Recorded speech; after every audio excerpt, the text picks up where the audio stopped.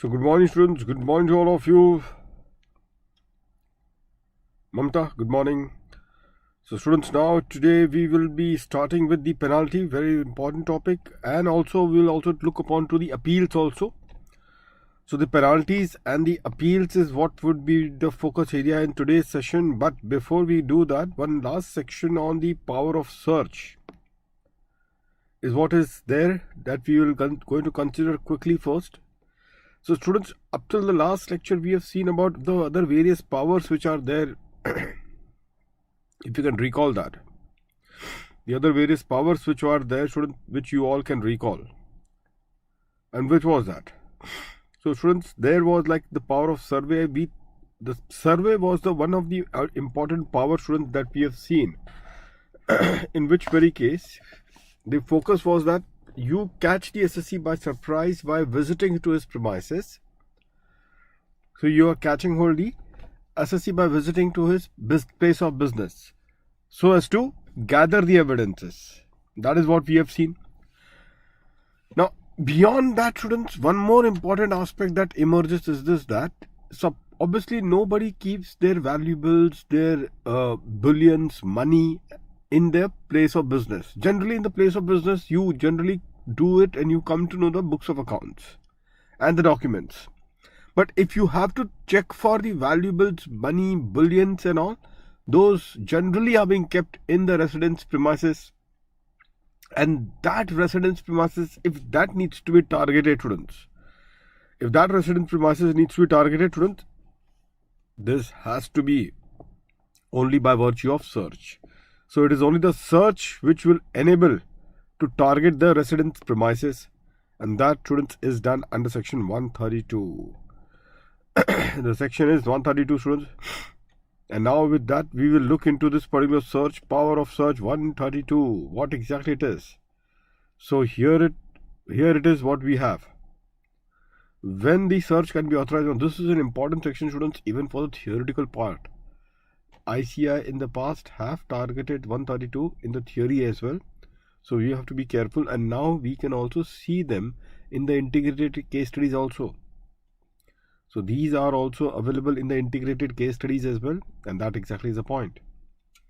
Now students, in the description box of this particular video, I'm going to keep all the lectures link which you have done so far, number one. Secondly, I'm also going to keep one particular point which is about the 147 assessment. Third, students, I just want to also tell to all of you that I have been doing all the MCQs and the case studies. So if you can allocate some around 12 to 13 hours of your time and do those particular case studies and the MCQs which I have done it of the ICI, it will really be very, very helpful for your last particular month preparation. Just need to be done once, students. You just need to know about what they are and how the solutions needs to be arrived at. So if that is for 12 to 15 hours, that is the time that you need to invest. So you may try to span it up in 3 days and try to finish it off. It's up to you, but please do that, because it will help you on two things. Number one, to do the very focused revision, and secondly, obviously the ICI, out of 30 marks of your stake, 15 marks definitely I feel strongly that it should be outrightly they should pick up the MCQs and the case studies from the booklet itself. So it is a stake of 15 marks, 1-5, and that is the reason why it will always be serving you better if you will be looking into those MCQs and the case studies. Link of which I'm just going to give it to all of you in this particular video link itself. Today itself you will find the link in the description box of this video. Now students, the very fact students that you are entering into the place of you are entering into the residence premises of the SSC. So it's a very serious matter at the same time. So if this is what you need to do, primarily the highest of the authority should be the one who should authorize then the search. Highest authority. In fact, they are the one who should trigger the search proceedings. If you see, students, in survey in 133A, supposing if the AO is the one who wants to do the survey, then in 133 we have seen that he will have to take a prior approval. But the person who wants to do the survey happens to be the assessing officer, for example. And that is the reason why what the assessing officer does in that case, he goes ahead and take up the approval. Necessary approval is sought, and then he goes further and do the survey. But the trigger is from the AO, and thereafter he does take up the approval, and then he proceed further to do the survey. But here in the case of search, students, the trigger is from the highest authority. They are the one who want to conduct the search. And who are the highest authority? We all are aware, students, the highest authority happens to be all these authorized officer, and they are the CITs and all. So these authorized officer are the topmost officer, students, who are the CITs, the DIT, the JCIT. They are the one who should have a reason to believe. Students, can you see this particular sentence? These officers need to have, students, what? The reason to believe. So therefore, this is for the very first time you are coming up with this particular phrase. Which is that phrase? The reason to believe. So it is these highest authority who need to have a reason to believe. Reason to believe on what? Now, students, just in a very simple term, reason to believe. I just will also look into this because this can be targeted for MCQ. So they need to have a reason to believe on what front? The reason to believe would be that if supposingly the SSC is being given the notice of 131 of summons, if you remember 131 notice summons, or 142.1, which is the notice requiring the SSC to file the return of income.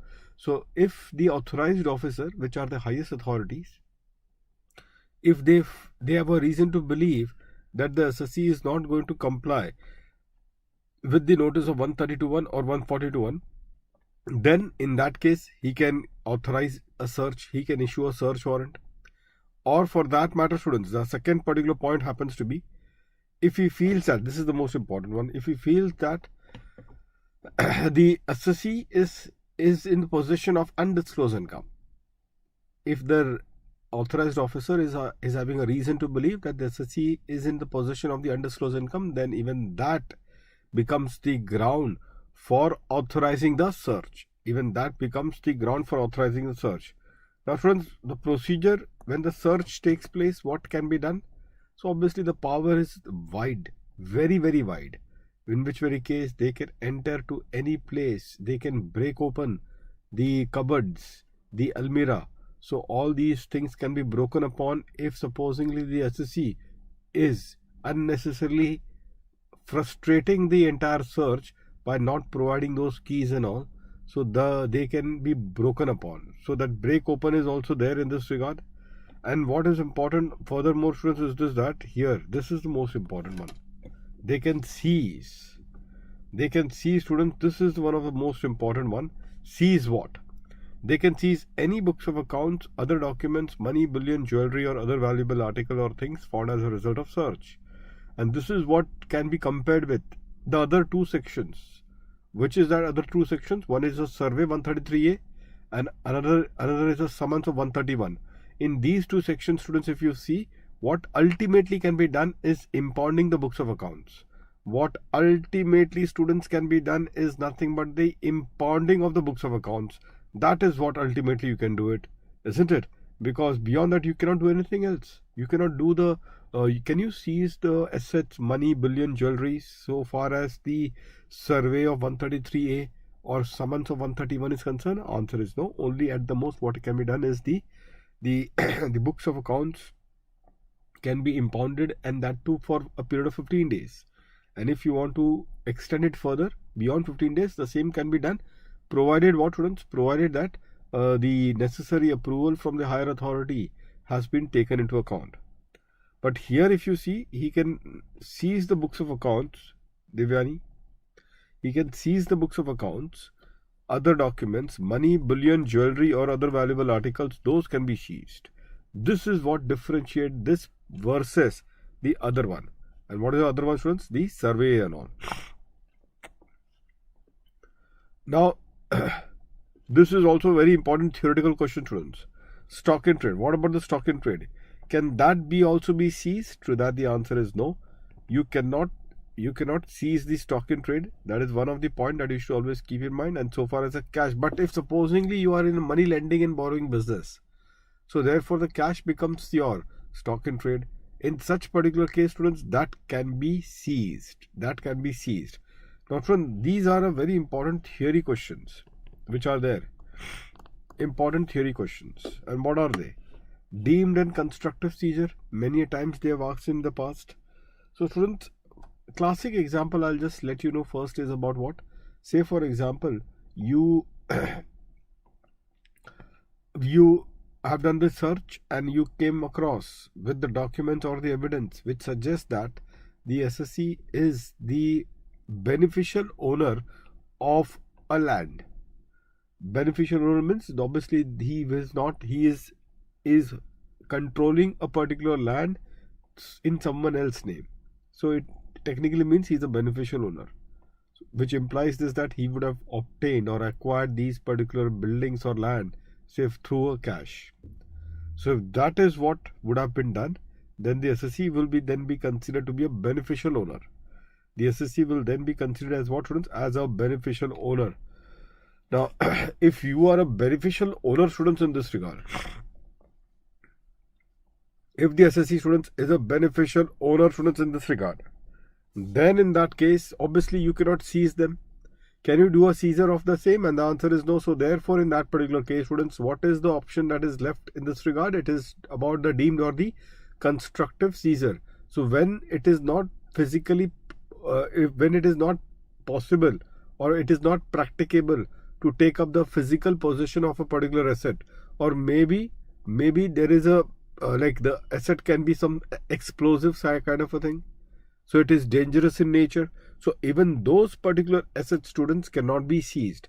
So in that particular case, he will then pass an order, which is an order of deemed seizure, and which implies this that the SSE will not be in a position to, the SSE, students, will not then be in a position to deal with that particular asset in any manner whatsoever, unless he takes up the prior approval from the AO. So not AO, from the authorized officer. From the authorized officer, he needs to take up the prior approval. Only then the SSE can deal with that particular asset. That is what this deemed seizure or the constructive seizure is all about. Order of restraint. Many students are very confused about this concept of order of restraint. Now, what exactly it is? Students, first and foremost thing, you should always be aware of the fact that,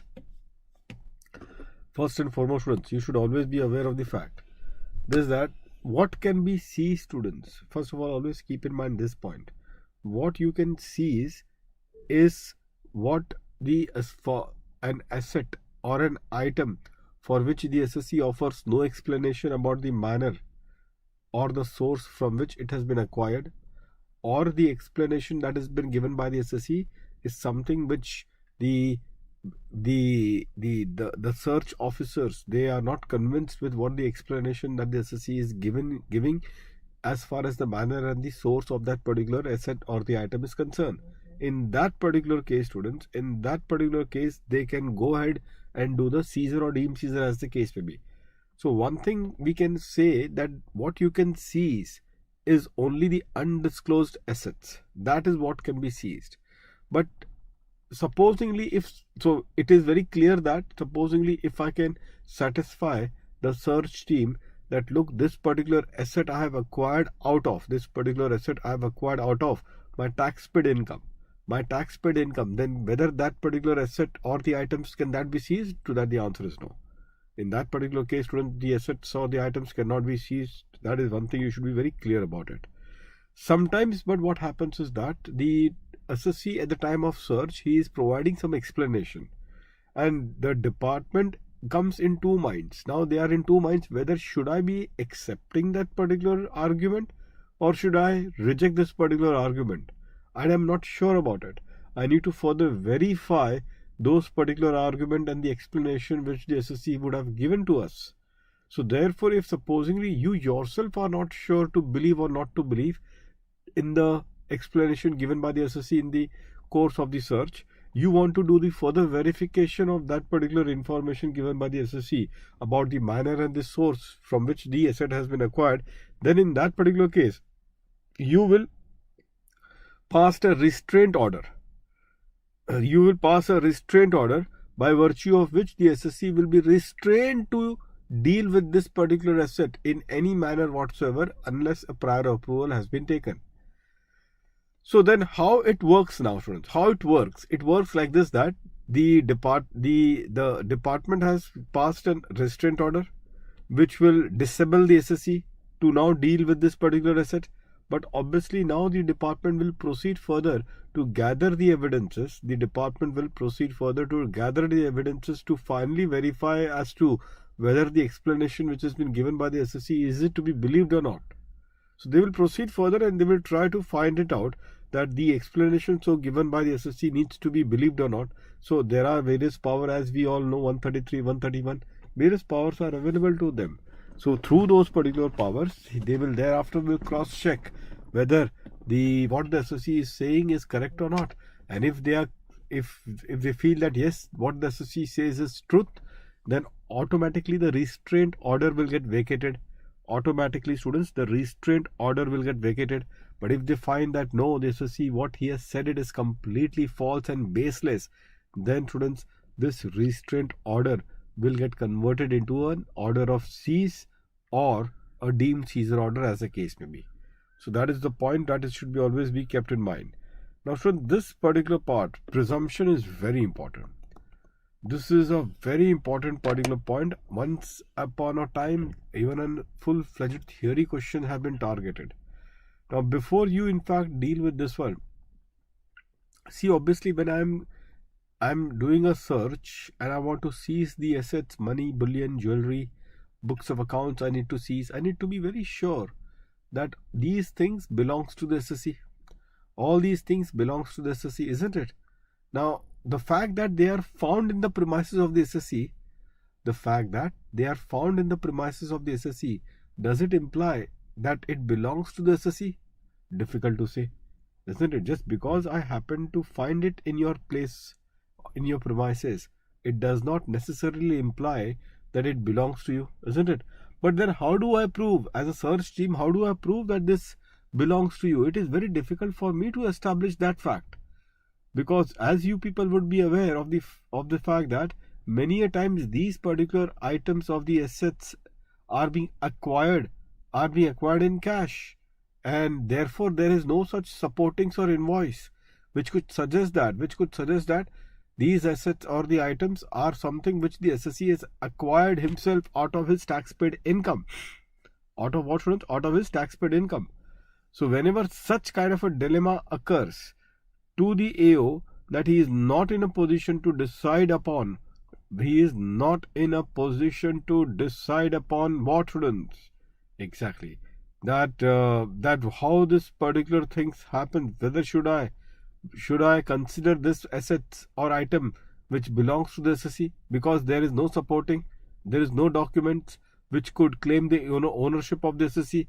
So it is very difficult even for the department to establish that fact because of the lack of these supportings and all.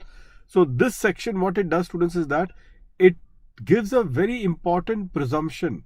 And the presumption that would be laid down would be that whatever is the assets or the bullion or the valuables which are being found in the premises of the SSE, whatever is the assets or the money or the bullion which has been found in the premises of the SSE, it is presumed to be of the SSE.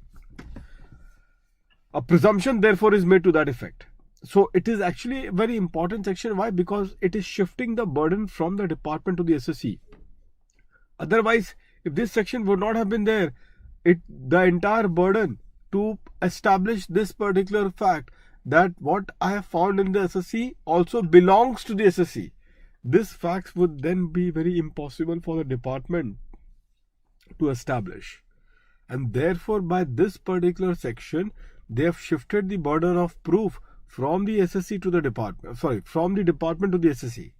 And now, therefore, if I do a search in your premises and I found the books, I found the documents, I find the signatures in the documents, I find the valuables, assets, money, so everything will be presumed to belong to you. So if a presumption of such nature is made, it implies that the burden now is on the SSE to prove it otherwise. Now let the SSE prove it otherwise, that no, it does not belong to me. It is now to SSE to establish that it doesn't belong to him. So if you see it over here, presumption in the case of search and seizure. So where any books of accounts or other documents, money, bullion, jewelry or other valuable article is found in the possession or control of any person in the course of search. Of any person in the course of search, it may be presumed. Presume what? Let's have a look. That the books of accounts, other documents, money, bullion, jewelry or other valuable article or things belongs to the SSE. That signature. So first is the books, money, bullion, jewelry and all. Second is signature and every other part of such books of accounts which purpose to be in the handwriting of the particular person are in that person's handwriting. The contents are presumed to be true in that case. So this is the kind of a very important presumption which has been made, enabling the department to do the to seize those particular books, to seize those particular asset, money, bullion or jewelry, because without this particular fact that it belongs to the SSE or it is presumed to be belonging to the SSE, you cannot seize them. You cannot seize them, isn't it?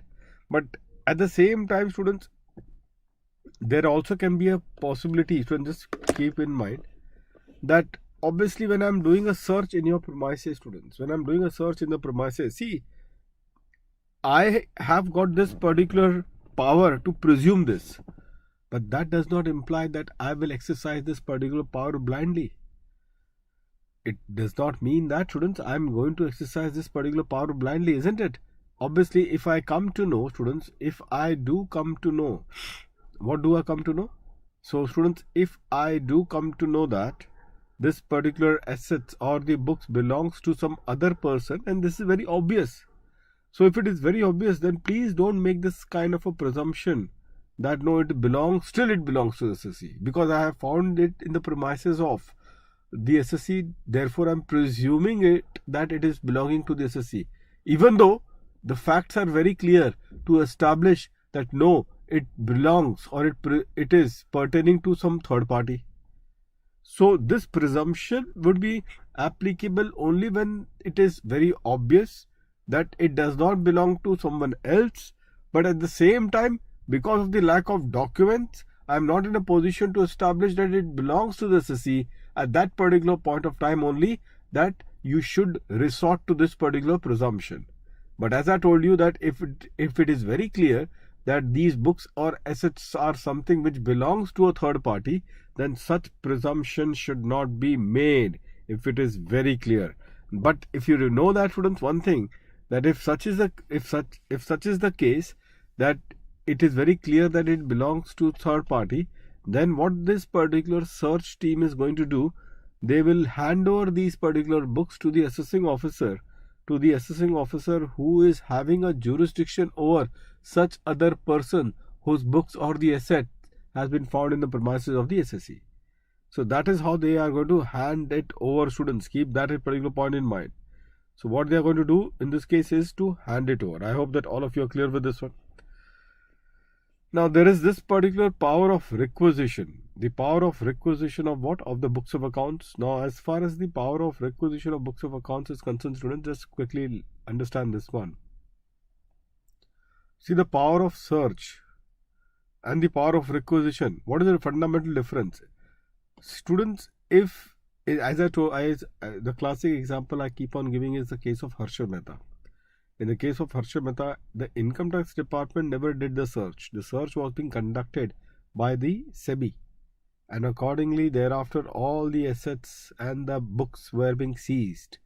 Now obviously thereafter the information about Mr. Harsha Mehta would also would reach to the income tax department, and once this information reaches to the income tax department, they would also do their particular inquiries and all, and by virtue of which there is sufficient evidence against Mr. Mehta that he has there is sufficient evidence against Mr. Mehta to establish that he has undisclosed income. Now if that is established, now do you think that the search team is going to visit and conduct a search in the premises of Mr. Mehta? Is what is going to happen, students? And the answer is no. Now, what is the use of doing this particular search in the premises of Mr. Mehta? Absolutely no use, students. Absolutely no use, because nothing is going to be found in the premises. All whatever was there was being seized by what? by the other department. So therefore, these authorizing officers, same the topmost people that we have seen in 132. These authorizing officer will appoint requisitioning officers, the below authorities, and these requisitioning officers will then be giving a requisition to the officer under the other law, suggesting or requesting to them that after your inquiry and the proceedings are over, please don't hand over these books and the assets to the SSC. Hand it over to us, because we are also waiting to conduct this. We are also waiting for undertaking the assessment on this particular person. So if I have to say that the difference between 132 versus 132A is this, that in 132, students, it is the income tax department which does the first strike.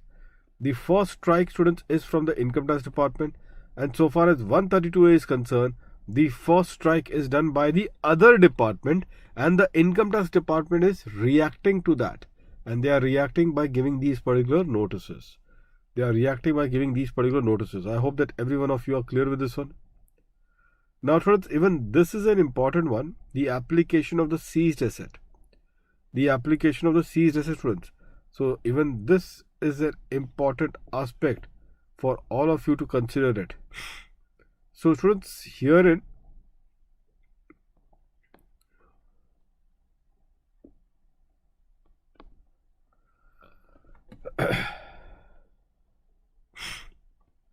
keep in mind this particular point. Now, students, sometimes please keep in mind this point. Can the seized asset be released even before the completion of the assessment in consequence of search? This is a very important question, a very important theory question.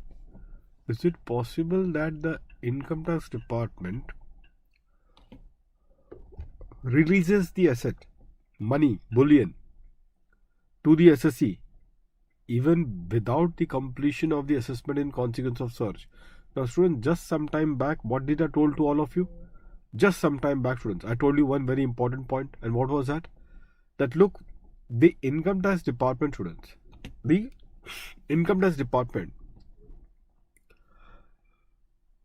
can only seize the undisclosed property, undisclosed income, which is found in the possession of the SSC. Only that can be seized, isn't it? Which implies that if the assets or the money are acquired from tax-paid income, then those cannot be seized. Now, many a times what happens, to just pay attention, many a times what happens when the search is conducted in your premises, the SSC is not in the proper state of mind. Do you all agree to this? The SSC is not in a proper state of mind to tell anything to the AO. He does not know what he is saying.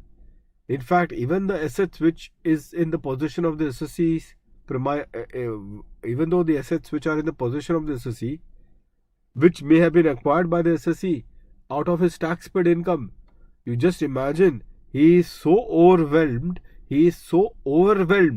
with the entire events which is getting unfolded at his premises, that he has lost his balance, he's lost his mind, and he is not in a position to give any explanation. And that is the reason why, because he is not in a position to give any explanation about the nature and the source from where these assets were being acquired, that the department is now have seized those particular assets and the valuables. The department has seized those particular assets and the valuables. That is what the department will do. But thereafter, once the search is over, thereafter the SSC regains his consciousness. And then he realizes that many of the assets which has been seized by the department are those which are being acquired, which has been acquired from the tax-paid income. Now, the fact that it is proved beyond doubt that yes, it was those assets which I have acquired out of my tax-paid income, those assets has been seized. So in that case, now he can make an application to get those assets released from the custody or the possession of the income tax department. But here also there is a procedure, and the procedure here would be, students, that so first of all, you need to make an application within 30 days. Be very careful, students. These are the theory important questions. So the person concerned needs to make an application to release of the assets to the AO within 30 days from the end of the month in which the asset is seized. And also what, students? The nature and the source of acquisition of such asset is explained to the satisfaction of the AO. The nature and the source, students, of acquisition of the asset is explained to the satisfaction of the AO. If that is what is done, thereafter what we can say, students, that the assessing officer can release the asset after the prior approval of the PCIT. So he can take up the prior approval of the PCIT, and thereafter, students, thereafter what? The recovery can be done of the existing liability. The recovery can be done of what? Of the existing liability. So this is what, students, could be done in this regard, and by virtue of which, students, we will say that first, we'll say, so what is this recovery? Many students are doubtful about, sir, what do you mean by recovery of existing liability? Students, recovery of existing liability means supposingly there is already, say, old liability for which I have already given the notice of demand, but the same has remained unpaid till date. So therefore, those assets now for which the SSE has offered the explanation, and we are convinced that yes, these explanations are correct and it is acquired out of the taxpaid income. So before we release this particular asset, we will try to adjust any existing liability which is there against this particular asset, and after the adjustment, whatever is the balance after the adjustment, students, after this particular adjustment is done, students, is done, the balance particular amount of the asset is what would be released to whom? To the SSE. That is the point. Now, students, this was a case law. Okay, before that, we can just also read this one. Released of a seized books. So the above was about the asset, and what about the books? Students, the books can be released only after the assessment is over, and within 30 days after the completion of the assessment, students, within 30 days after the completion of the assessment, in consequence of search, that the books of accounts could be released within 30 days. Within 30 days, students, or when the assessment is completed, that the books of accounts, students, could be released. Is that clear to all of you, students? That is what they can do it. Now, so this case law was being targeted by the ICI. I don't think they should be targeting it again, but still, let's do it and move on to our topic on penalty. So, students, here it was a case of, be very careful on this one, students. Here it was a case of, are you aware of that? Wherein the search was conducted in the premises of the SSE, and accordingly the assets and the books were being seized. Now here the SSE was very smart. What the SSE did was that he made an application to the department, and he requested to the department that, look, you also know and I also know that there would be a huge liability that will arise after the assessment and all are completed.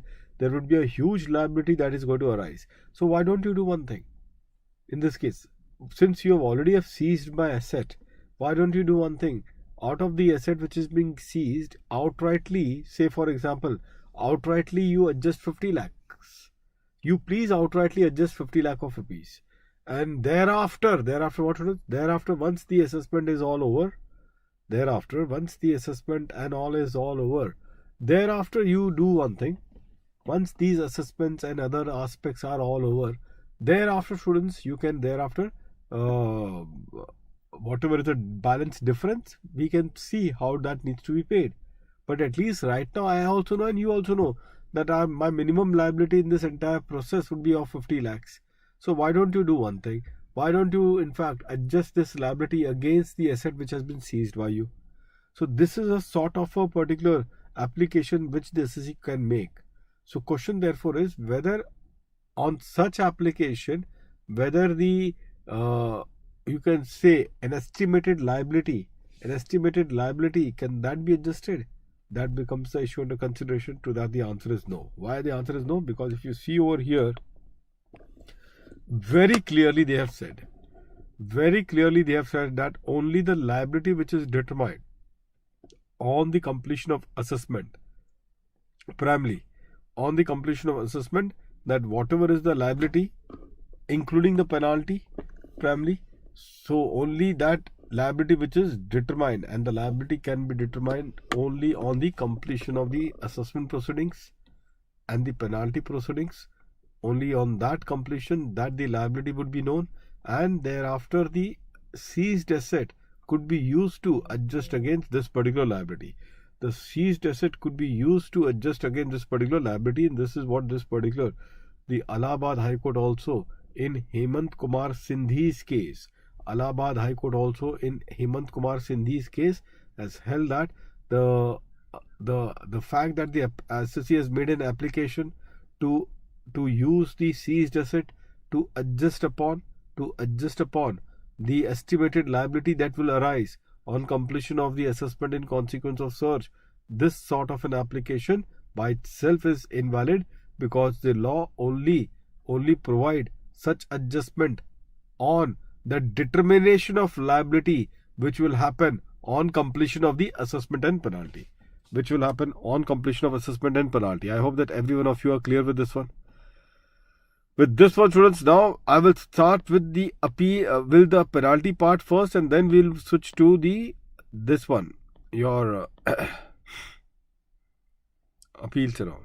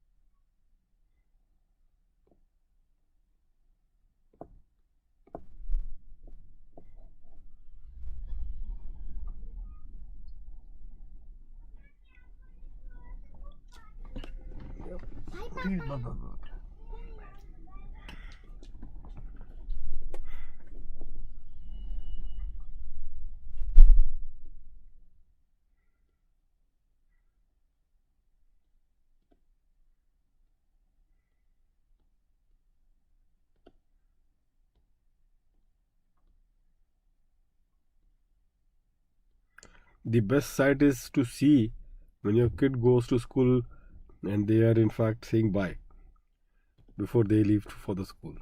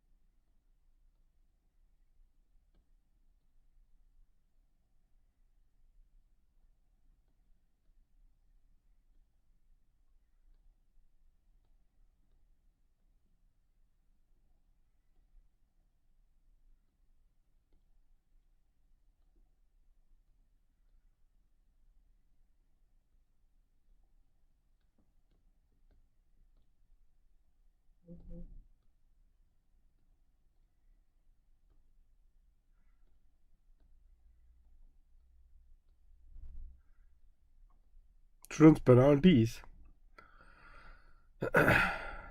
topic is in the chart number which is there, chart number 1 and 2.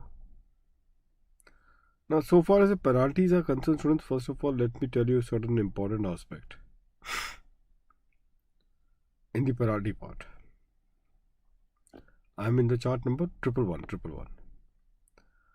How you do this penalty, students, and what you expect in the examination. Generally, I strongly feel that the penalty as a topic is so important in the MCQ side. Then, if you see the case studies also, you will find maximum of the areas being covered in the MCQs. So, if I will suggest you to do the penalty in this compartment, which you can take a note of it. First is this particular penalty, students, which has been. Good morning, Riddhi. So, when you talk about penalty, students, always keep in mind this particular part. This is because on the day of the examination. Okay, by the way, students, I would be taking some 7 lectures. 7 lectures I'm going to take, students, of a bullet revision. You'll say, so what is this bullet revision? Bullet revision is those revision which we do on the last day of in fact, this is your last day revision. Like for example, there are many monetary thresholds which are there across various places, which students get confused. So understanding the concept is one thing, but at the same time, you people also are aware that the spread of this monetary limits are so wide that many limits are there. So that creates a lot of issues. So of every topic, those areas which you also are aware that this can really create a huge concern to all of you as you will proceed further, those are the areas I'm going to capture them so that this will become ease. You will be at ease in revising the same on the day of your examination. So that is precisely the very idea of taking up these particular topics. Now, friends, as I was telling you, Nishank Hindi का तो revision चल रहा है ना, वो तो अलग से दे रहे हैं। अभी तक तो हमने 50 मार्क्स का हिंदी का रिवीजन तो कर दिया। अब आपको ये मंडे या ट्यूसडे को और 30 मार्क का रिवीजन, 70 मार्क का रिवीजन आपको 50 मार्क का तुम्हें हो चुका है। अभी और 25 मार्क का और 30 मार्क का, जिसके अंदर वो जिसमें आपका TDS, TCS, ट्रस्ट टैक्सेशन और असेसमेंट पेनाल्टीज एंड ऑल, तो ये आपका ये मंडे को आ जाएगा। तो हिंदी का तो मैं तो दे ही रहा हूँ पैरेलली, वो अलग है। मेरे टेलीग्राम चैनल पे अगर आप देख लोगे वहाँ पे आपको मिल जाएगा हिंदी का। अभी मंडे ट्यूसडे को आप देखोगे कि बैलेंस 25-30 मार्क का भी वापस आ रहा है इसके अंदर।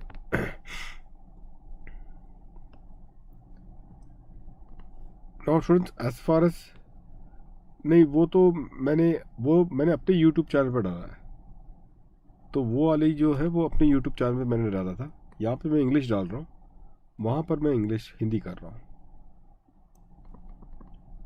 तो अभी तक मैंने 50 मार्क का मैंने कर दिया, जिसमें non resident taxation, international taxation, वो सब चीज़ है। Thereafter PGBP and all, ICDS everything, वो मैंने डाल दिया। और अब जो मंडे को अब आ रहा है उसमें ट्रस्ट टैक्सेशन है, TDS, TCS and assessment and all. So students, when you do this one, penalties, first of all, the penalties target has to be like this. You do revision students in this way only. 278, 271 AAB, 271 AAC, 271 AAD. These are the sections you need to target. That is the point number 1. The second one, students, is a cash penalties. That is, remember, the default of 269 SS results into the penalty of 271D. Default of 269T results into the penalty of 271E. The default of 269ST results into the penalty of 271DA. These are all about the cash penalty. Thereafter, students, whatever is a penalty has to be covered, like TDS penalty. This TDS penalty you will do in the TDS topic, not here, which we have discussed. Remember 234E and all, on the statement for the late filing, that was a fee and all. So those were the case. 221 TDS default will result into a penalty equivalent to the TDS not deducted, or no deducted but not deposited. Those are the things. The other one, students, happens to be the transfer pricing penalty. The transfer pricing penalty. This is the other one, which again would be to be done in the transfer pricing topic itself. And the last one, students, is the miscellaneous one. So there are few in the miscellaneous area. There are few penalties which are there in miscellaneous area, which I'm going to earmark from the table which is given above in this particular thing. So those miscellaneous penalties could be done, and that is the way to deal with this important topic on penalties. So let's look upon to this then. What does this particular section speaks about it carefully one by one. The first one, students, happens to be that of the underreporting. Underreporting, students, you people all are aware of it. What is equally very important is its calculations. The calculation of underreporting of income and the misreporting and all are something that you need to be very, very careful about it. So let's have a look towards this one. Students, this penalty on account of underreporting, please be very careful that it is a percentage on the tax amount. This is a percentage of tax amount. and this 200% arises because of the misreporting. Because of the misreporting, isn't it? So that is what primarily students, that is what primarily the underreporting has been all about. Now if you see over here the cases of the underreporting in a very simple way, students, if you see in your case study booklet also, I think with this particular point is very simple to be known, and this let's directly look upon to a particular case study. 139.1 ROI, thereafter 143.1 intimation, thereafter 143 regular assessment, and finally 147 the income escaping assessment. So say for example under 139.1 your total income that you have disclosed is 10 lakh rupees. 143.1 it has been increased to 12 lakhs. 143 regular assessment it went up to 16 lakhs, and finally 147 it happened to be 22 lakhs. Students, how much is the underreporting? How much is the underreporting? What is your take on this one so far as the underreporting in these cases are concerned? What is your take, students, on this one? Quickly.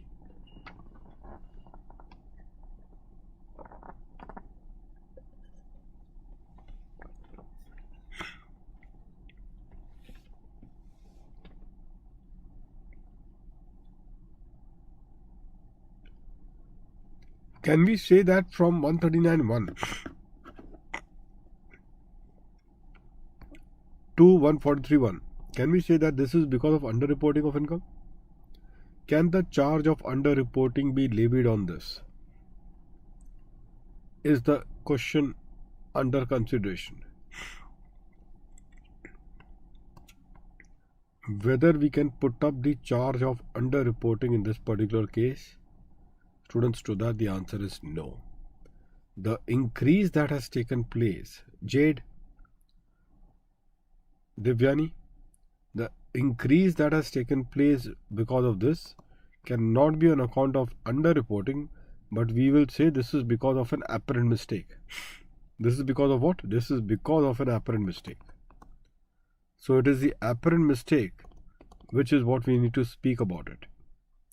So this is what is the consequence of this one. The increase that has taken place from 10 lakhs to 2 lakhs, we will say that this is because of the apparent mistake, and therefore we cannot say that this is on account of an underreporting of an income. But yes, now students, you can say it very categorically that this, the first underreporting will happen over here. This is an underreporting of an income. Underreporting of income, and this increase also will be equal to this addition also would be considered to be an underreporting of the income. Underreporting of the income. So these increase that you can see for yourself, students, is on account of underreporting of income.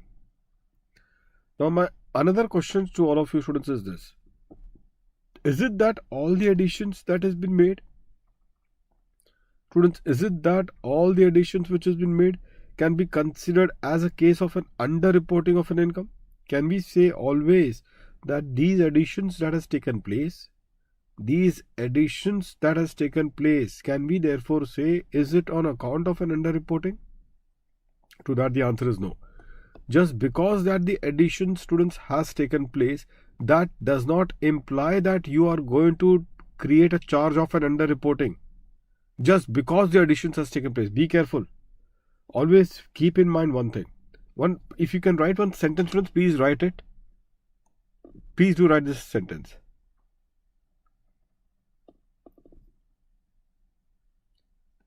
Just because an addition has taken place, that by itself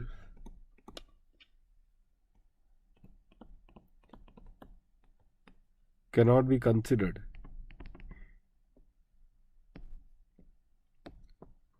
as underreporting.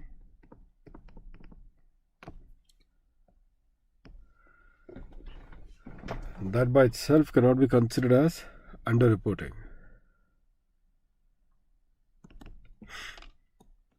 Section 270A subsection 6.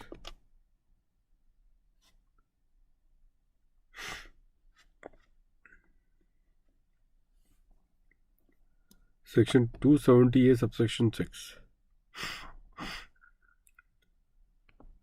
provides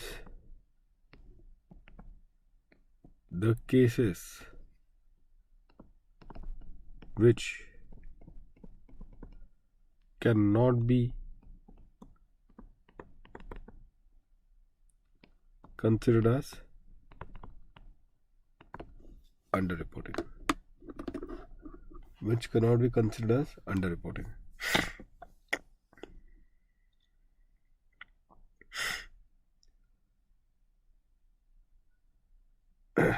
Which are those cases we will see. But just keep this sentence in mind, students.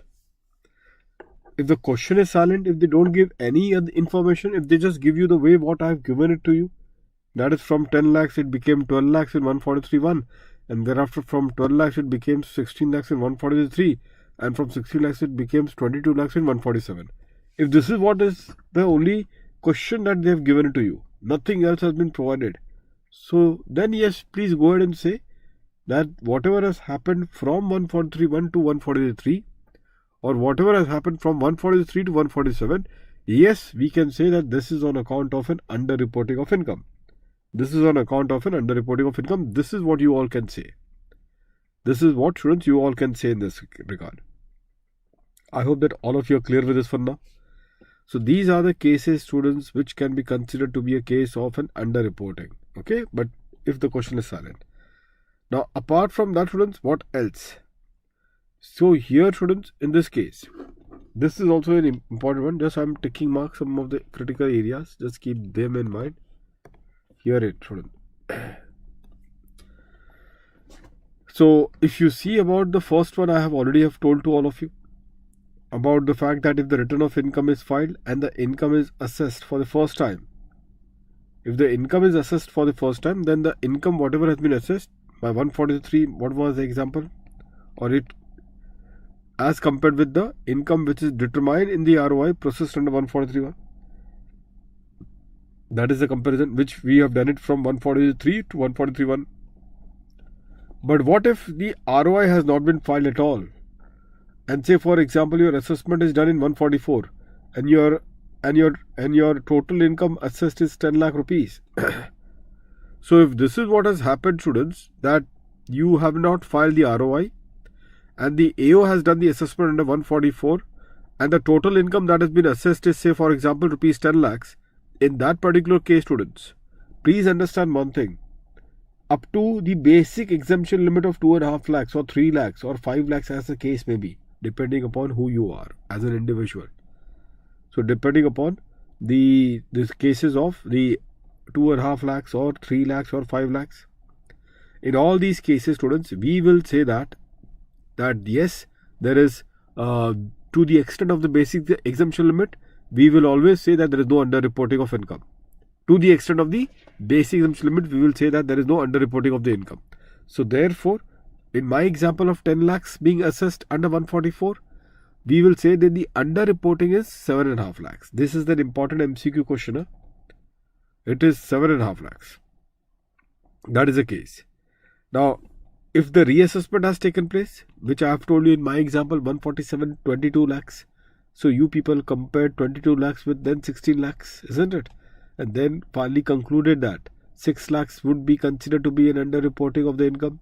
So the income which was reassessed was compared with the income which was assessed earlier. Income which was assessed earlier, and that was the reason of your conclusion that rupees 6 lakhs, was the underreporting that has taken place.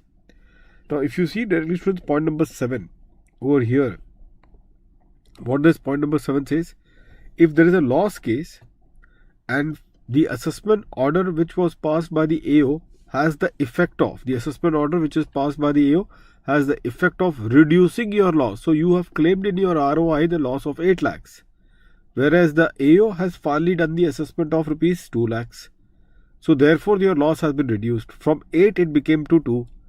In such particular case where your loss has been reduced and it now became 8, from 8 it came down to 2. In such particular case, students, in such particular case, we will say what? That on such reduction of the losses, from 8 to 2, that 6 lakhs difference will then be considered to be an underreporting. Or say, for example, the loss that you have claimed was 8 lakhs and finally what was assessed by the AO was positive 2 lakhs. Means from loss it became an income. Then in that particular case, students, your underreporting would be from 8 lakhs, any case, full, plus 2 lakhs of your income turnaround. So the total underreporting in this particular example is that of 10 lakhs. From loss it became to income. So in this example it would be rupees 10 lakhs. So this is how the underreporting has to be measured. Now this is what I was telling you, students, all of you. That just because there is an addition, that does not necessarily means that this will be considered to be a case of an underreporting. Always keep this particular point in mind, students. Just because that there is an addition, that does not always would mean that there is an underreporting that has taken place. As you can see it very clearly, some important tick marks which I am giving it to all of you. This is this. The second one is on the basis of the estimate. This fourth and fifth. So first, second, fourth and fifth are very important. Now students, if in respect of any additions, like for example students, in income tax law, we all are aware that the lessee does not get depreciation. It is only the lessor who gets the depreciation allowance. There is only one case, students, where actually the lessee gets a depreciation. But apart from that case, in all the remaining cases, it is a lessor who will get the depreciation allowance. So now students, in this particular situation, if we all will say this, that supposingly there is a case where in a finance lease of an asset, the lessee has claimed a depreciation allowance because he felt that although I don't have the ultimate title over the properties and other things, which is to be the title over the property, or I don't have the ultimate control, but still I am using it. The economic advantage from this asset is taken by me only. The economic advantage from this particular asset has been taken by me only. And the fact that I have taken the economic advantage from this particular asset, therefore the assessee in this particular case, students, now is of the view that it is me who should be now taking up. It is me who should be taking up the depreciation allowance. So you have found that in this case, the lessee has claimed the depreciation allowance. Now the matter came up in the assessment, and although the assessee has tried his level best, tried to convince the AO, but eventually the AO has disallowed that particular claim. So accordingly, there is an additions in the total income. But because there is an additions to the total income, does it therefore imply that the assessing officer, because that there is an additions to the total income, does it imply that the AO, students, that the AO is going to consider this additions to be a case of an underreporting, while all the facts, material facts, and the explanation on such additions was being provided by the assessee in the course of the assessment? Will you still consider that this is an underreporting of an income? And the answer is no. This definitely cannot be constituted as an underreporting of an income, students. The fact that the assessee has made the full disclosure, has provided the material facts, has provided us the explanation, in that scenario, we cannot say that this could be considered to be the case of an underreporting of an income. Now, if you see, the second particular point is all about the estimate, students. And what is this particular point on the estimate? Amount of underreported income is determined on the basis of an estimate. On the basis of what? On the basis of an estimate. Now, many a times, you can say, sir, any example on this? I can give you an example. Like you are in the diamond industry. Now, in diamond industry, do you know, students, what generally does? The AO does? Everyone knows roughly the margins. The industry margins is fairly known. Many a times, what the AO does is that he takes up the standardized GP margin. And from the standardized GP margin of the industry, he thereafter start verifying the further claims which has been made by the SSE. So he does not check, or he is not inclined to check all the items which falls before the GP margin. He does not want to check or verify all those particular claims which are being made before the GP margin. His only interest, he is only keen to verify only those areas or the items which are falling below the GP margin. So if you want to only verify those particular claims which are falling below the GP margin, then in that case, what happens, do you know? SSE has shown the GP margin of say 25%, whereas the department is looking at 40% standardized GP margin. So in that case, SSE claimed 25 as his GP margin, but the department took up 40% of the GP margin, and only the items which was falling below this GP margin was subject matter of the AO's scrutiny or verifications. Nothing which was above it, because he said that what I am going to do checking at all that. What I am going to do about checking all that? I'll directly will pick up the 40% which is the industry margin. So that rise of 15%, the addition of 15% students is purely based on the estimate. This addition, students, which is the 15% which has been made, is purely on the basis of the estimate, and because of that reason, such additions which are purely on the basis of the estimate also cannot be considered to be a case of an underreporting of income. Now, point number 4 is very important, students, and this has been targeted in the MCQs across the places. Students, please be very mindful of the fact that in the case of a transfer pricing, what generally happens is that there is a difference that is determined between the ALP and the transfer price.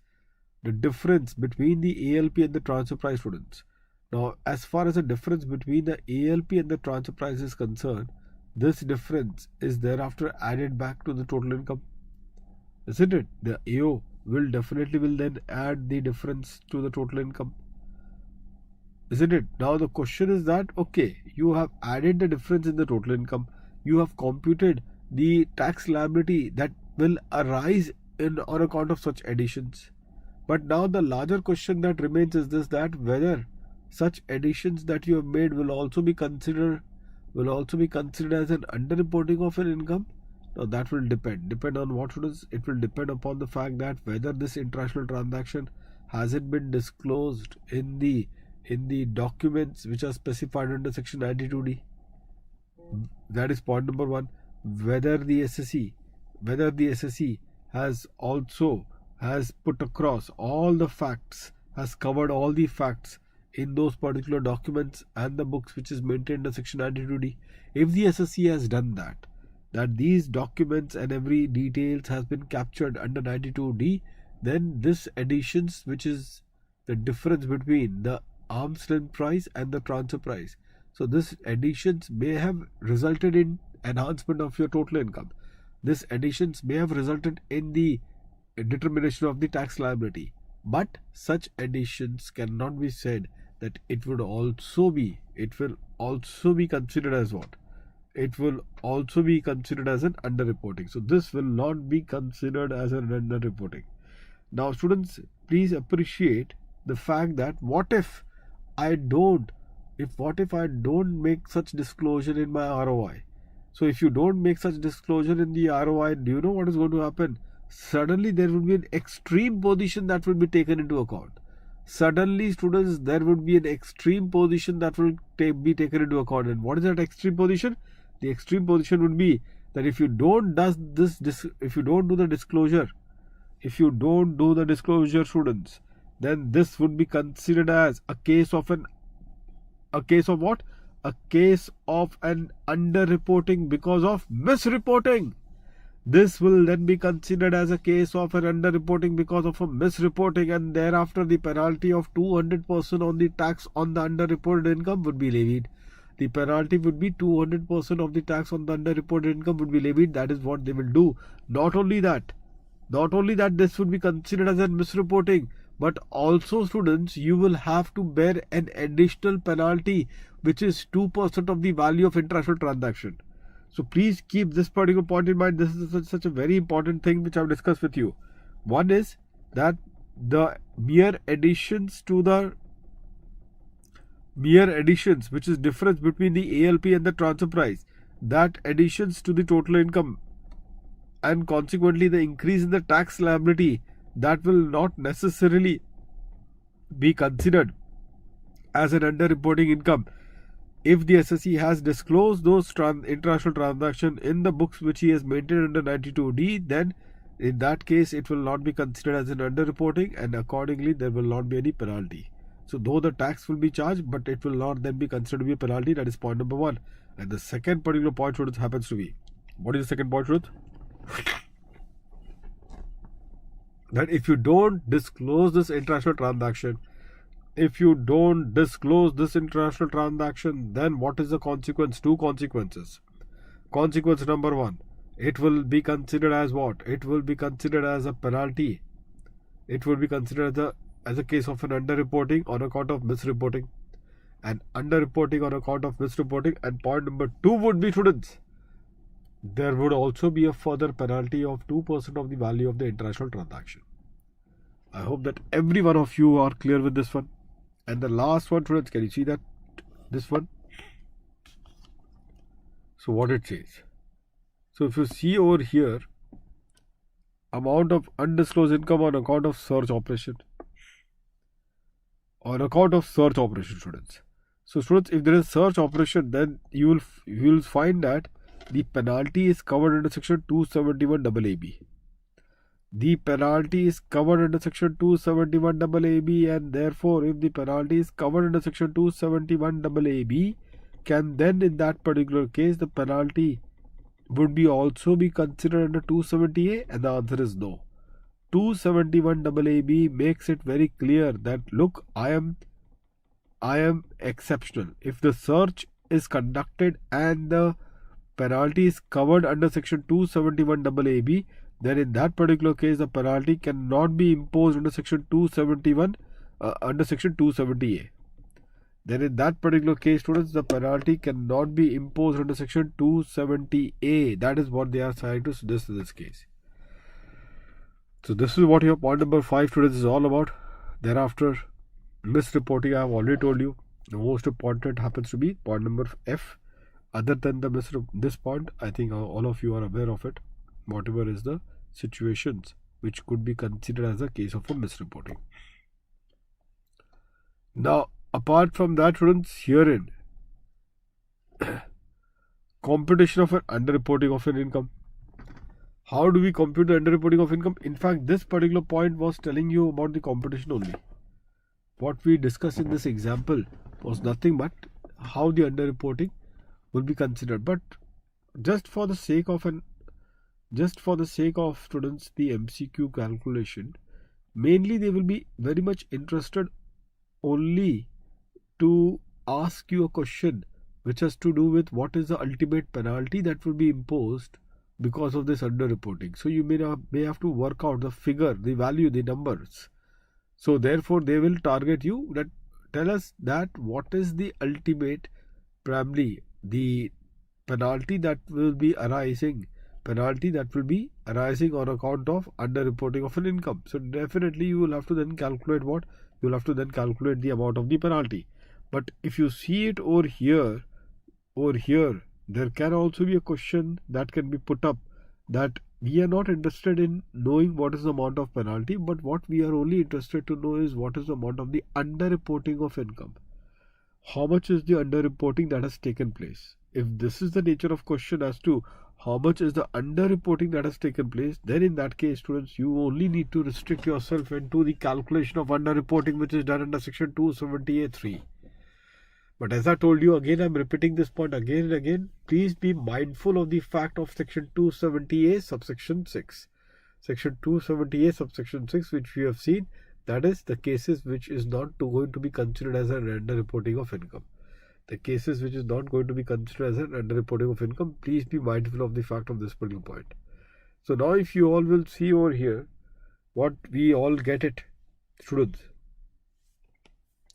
So over here in this particular section, if the ROI has been filed and the income has been assessed, we have just seen above.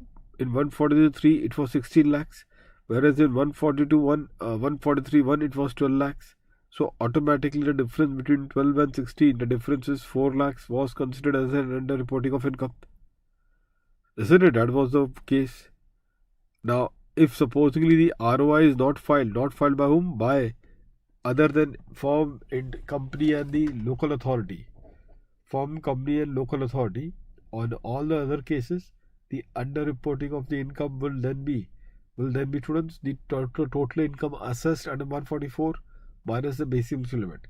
Total income assessed under section 144 minus the basic exemption limit. This point also has been taken by us. Isn't it? And if the income is not assessed for the first time, point number 2.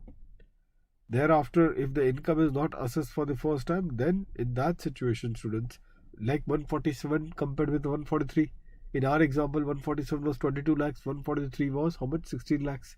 So the difference which was there of rupees 6 lakhs, the difference that has been there of rupees 6 lakhs, that difference of 6 lakhs, will that be considered to be an underreporting of income? And the answer is yes. So this is what it is, students. And finally, students, if you see the case for the loss, so that also example I have given it to you, 8 lakhs to 2 lakhs.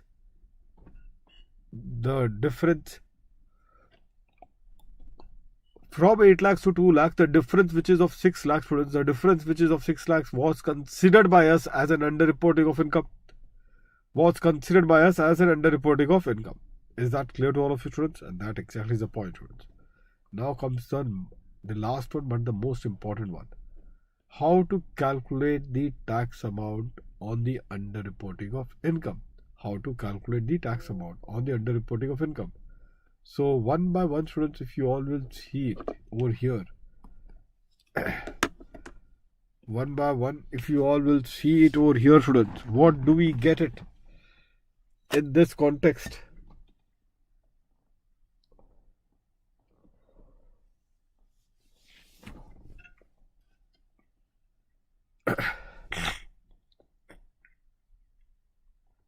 So where no ROI is filed or where the return is furnished for the first time.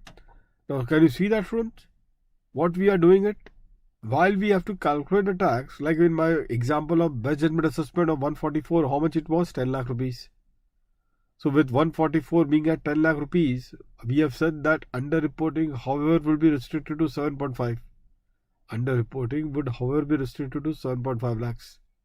So with that, now when we have to calculate the tax on the underreporting income, why we are calculating the tax on the underreporting income? Because we have to now calculate the amount of penalty, and the penalty amount is based on what would be the amount of tax that will arise on the underreporting of the income. So therefore, while we are calculating the tax on the underreporting of income, how do we then do that? So in the first case where you haven't filed the return of income, in my example which I have given it to you, the return of income was not being filed and the assessment of 144 was rupees 10 lakhs. So in that case, how much would be the underreporting? From this, first you need to reduce. Students, in this particular case, the first and the foremost thing that you need to reduce is the base exemption limit, so as to determine what is the underreporting of income. But when you will now have to calculate the tax on the underreporting of the income, although your underreporting income is 7.5 lakhs, but at the time of calculating the tax amount, you will have to add that 2.5 lakhs. And on that final amount after additions, which is of rupees 10 lakhs, that the tax amount will be calculated.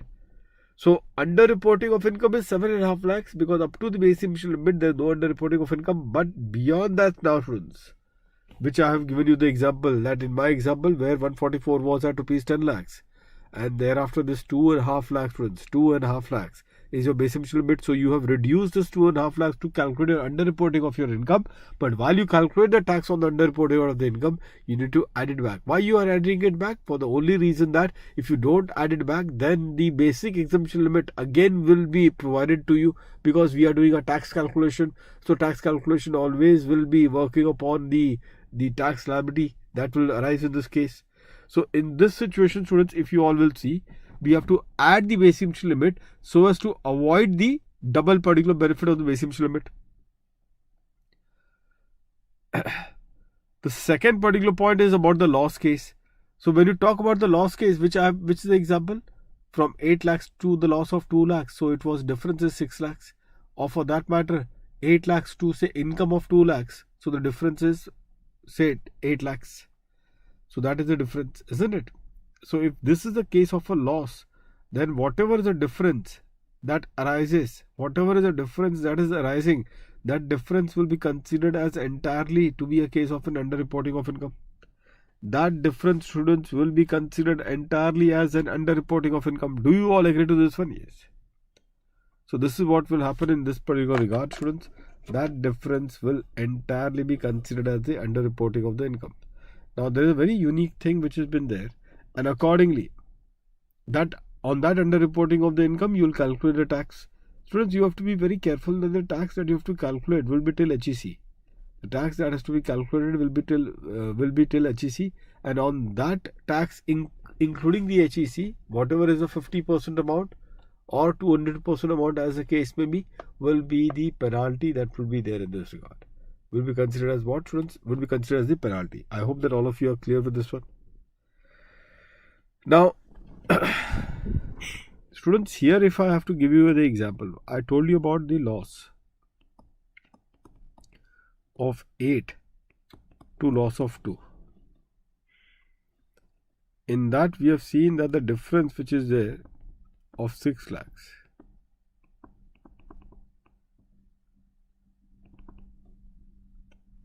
The difference that we have seen, students, is of rupees 6 lakhs. Now, on this particular difference amount of rupees 6 lakh, students, what is that we have to do? This is deemed to be the total income. And if it's deemed to be total income, then you will calculate the tax liability till HEC, and on that tax liability till HEC, you will then impose the penalty amount. Fine? You will then impose the penalty amount. Loss to profit, Jade, when you talk about loss to profit, see, this is, say, for example, of Mr. A only. Let's take this example of Mr. A. So 6 lakhs is your total income deemed to be the total. This is referred as what? As if it were a total income. So as if it were a total income is what you are considering it. So therefore, in this particular context, on the 6 lakhs, you will calculate the tax. Calculate it normally. And that is up to 2.5 lakhs, nothing. From 2.5 lakhs to your 5 lakhs, it is 5%. So that comes to 12,500. From your 5 lakhs to 6 lakhs, difference is 1 lakh. On that you will apply 20%. Isn't it? So that is a normal calculation that we all do it. That is a normal calculation, students, that we all do it. Same normal calculation would be over here also. And do it till HEC. And thereafter apply 50% or 40% as the case may be. Is that clear to all of you? 50% or 200% as the case may be. But you have to be very careful when the question has got a twist. Supposingly from 8 lakhs of loss, the loss came to 2 lakhs. From 8 lakhs, students, the loss has came to 2 lakhs. 4 lakhs, sorry. So if the loss has came to 4 lakhs, students, in this case, now what you are going to say? You're underreporting, this would be 4 lakhs. Now this underreporting is deemed to be the total income, as if this were the total income. And if it is as if this were the total income, you will then have to calculate the tax amount. You will then have to calculate the tax amount. And if you have to calculate the tax amount, can you calculate the tax on this assumed total income of 4 lakhs? Can you calculate the tax on this assumed total income of 4 lakhs? And the answer is no. You cannot calculate the tax, because as you all know, if you are a resident individual, then there is a rebate of 87A. Don't forget that. If you are a resident individual, students, then there is a rebate of 87A, and because of that rebate of 87A, we shall conclude what? That this tax will become nil, and if tax will become nil, so will be the case with the penalty. So will be the case with the penalty also will then become nil in this particular case. I hope that all of you are clear with this one. Fine. And with that case, we go to the last one, which is an important one over here.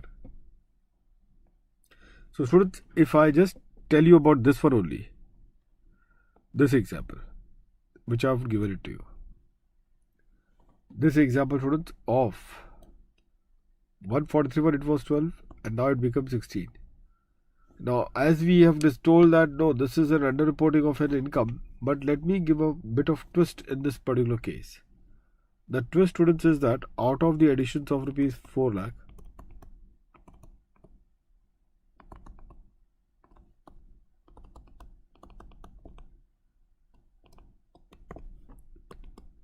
rupees 1 lakh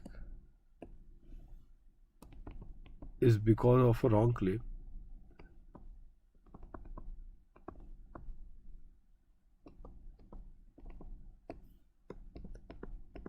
on which, because of the wrong claim on which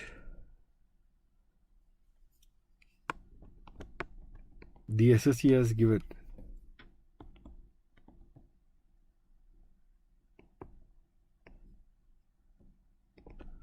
the SSE has disclosed full particulars.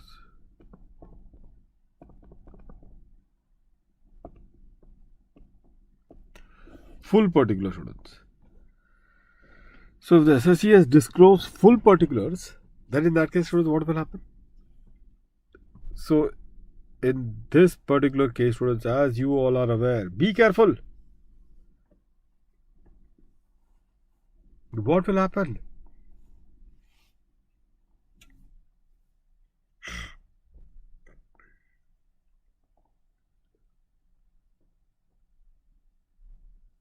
So in this particular case, students,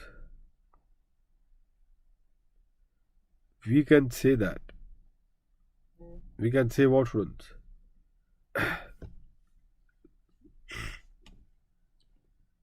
So here the conclusion would be, indeed, students. Here the conclusion would be that you will calculate underreporting is how much? Underreporting now will be not 4 lakhs, 4 minus 1. So on underreporting income plus whatever is 143.1. So you will calculate this 141 is 12 lakhs. So 12 plus 3, 15 lakhs. On that you will calculate the tax till HEC. And this tax till HEC would then be reduced with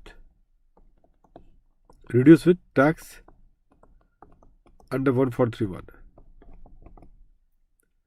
So you will calculate tax on 15 lakhs. That is point number 1. And the second one, students, you will calculate the tax on 143.1, which is on tax on 12 lakhs.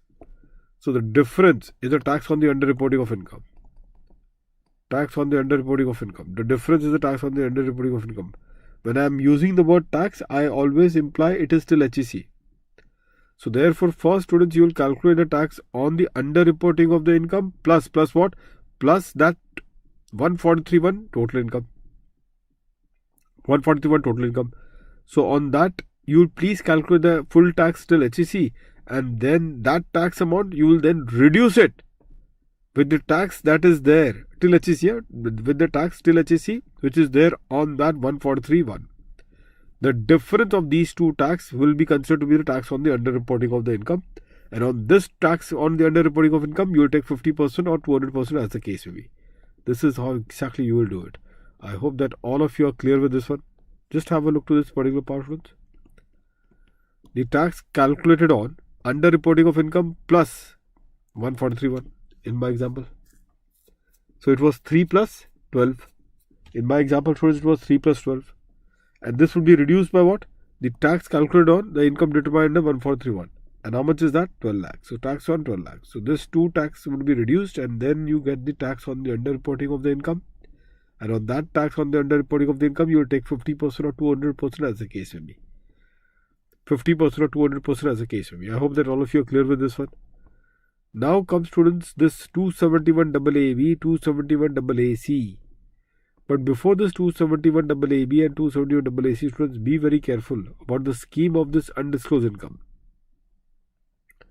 Because as you may be aware of the fact that 68 to 69C, 68 to 69D on the contrary, the deemed income that will arise in section 68 to 69D, the deemed income that will arise under section 68 to 69D will be what, students? Will be considered as a deemed income. And on that deemed income, there would be a tax at the rate of 78%. There will be a tax at the rate of 78%, students. Do you all get this one, students? All of you? So this is how the things would be considered. So 68 to 69D. Whatever the deemed income, on that 78%, which is your 115 EB. This is the tax amount. I think this much everyone of you are clear. But on that, where would be the penalty? Where would be the penalty? Now the penalty will go either under section 271AA if this additions of 60 to 69D was detected in search. If this additions of 60 to 69D was detected in search, or it will go under 271AA if it is. If it is otherwise, then by way of search.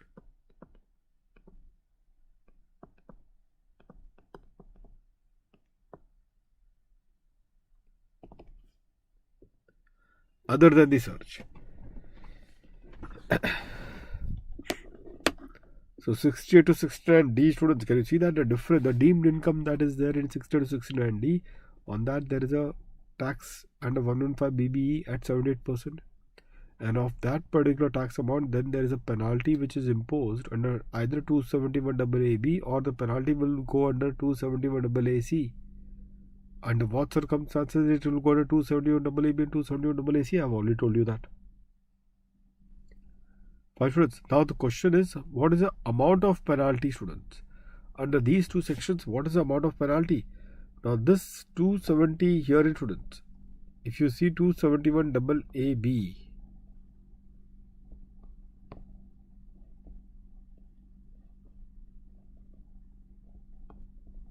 271AA. So if I have a look to 271AA, students, then my penalty is either 30% of the undisclosed income or it is 60% of the undisclosed income depending upon this case. Now this is also targeted in the MCQ question, students, in your ICA MCQ booklet. Just read this particular point, students, this box quickly.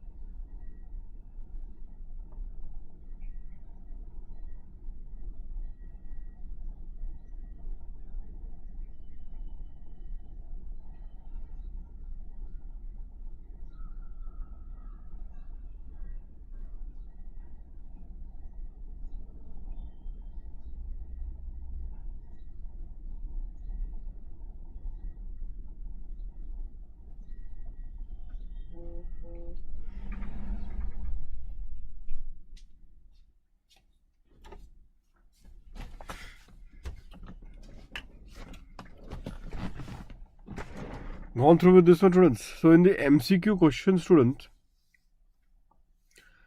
that they provided is something like, you have to always keep in mind these three conditions, because this is what they have twisted in the MCQ also. They have twisted the same thing. Again, I'm repeating, students, 271 AAB, when the income, which income? 68 to 69D income. So if 68 to 69D income, students, if that is detected in the consequence of search, then in respect of that, the penalty would be imposed under section 271 AAB. But if it is detected other than by way of search, like for example, it is like a normal scrutiny assessment, around that point of time it got detected, then in that situation, students, it will be under 271 AAC. Now 271 AAB, students, as you can see, there are two rates. Now again, you have to be very careful. The penalty that is going to be imposed under 271 AAB would be a percentage on the undisclosed income. Unlike in the case of 270A, which we have just seen, that the penalty therein was a percentage of the tax on the underreporting of the income. Here the penalty, students, is a percentage of the undisclosed income. So how much is the percentage? 30% or the 60%, as the case may be. To comply with 30%, students, it's a very difficult task. You can also see for yourself, because these three criteria is as such becomes next to impossible to comply with that. Like the first one says that in the course of search, means while the search is going on, at that point of time you are admitting it, that yes, this is your undisclosed income, and also you specify the manner in which this particular undisclosed income was derived. Now please understand, as I was telling to all of you, when the search takes place to your premises, the people will lose their mind. The people will lose their mind completely, students. And if that is the case, students, once you are losing your mind completely, once you lose your mind, students, completely, then in that particular case, do you think that you will be in a position to tell or even admit that this is your undisclosed income? You don't know how to react. And that is the reason why this will be giving you a lot of damage. You will remain silent, or you will just say something which the AO or the search officer will not believe on you, in which case the first condition is not satisfied. And if first condition is not satisfied, your penalty will then be at 60% of the undisclosed income. So all the above three conditions should be satisfied cumulatively if the penalty has to be 30% of the undisclosed income. All the three conditions has to be satisfied cumulatively if the penalty has to be 30% of the undisclosed income. Now, other than the first point, the second point is that he will have to substantiate the manner, and the third and important point is that he will have to pay the tax along with interest in respect of the undisclosed income, and furnishes the return of income declaring such undisclosed income therein. Tax along with interest, students. Do you know, in MCQ, what these people have done it? Are you aware of this one? In MCQ, what ICA has done it? ICA has said that he has paid only tax, but not the interest. So if you have only paid the tax but not the interest, do you think that your rate will then still be at 30% of the undisclosed income? Do you think that your rate will then be still at 30% of undisclosed income? And the answer is no. Such a minute default, students, will make you suffer the most, and you will end up looking at 60% of the undisclosed income instead of 30% of the undisclosed income. You'll end up looking at 60% instead of 30% of the undisclosed income. I hope that all of you are clear with this one. So this is what it is, students, and that exactly how the things has to be looked upon. 5 truths. Perfect. What about 271 AAC, students? 271 AAC. As I was telling you, 271 AAC. This is about the tax. This is a penalty of 10%. 271 AAC is a penalty of 10%, but which is on what, students? This penalty of 271 AAC is 10% of the tax on 115BB. So the tax on 115BB, which you all are aware of it, on that tax portion, 10% is what is the amount of penalty under 271 AAC. 10% is the amount of penalty under section 271 AAC. Is that clear to all of you, students, now in this case? Now, I'll just read this question, and through this question itself, you will come to know what should be the approach. This is the RTP question, students, which I have kept it over here. So let me in fact put up this particular question, and then on that basis we will know what would be the answer.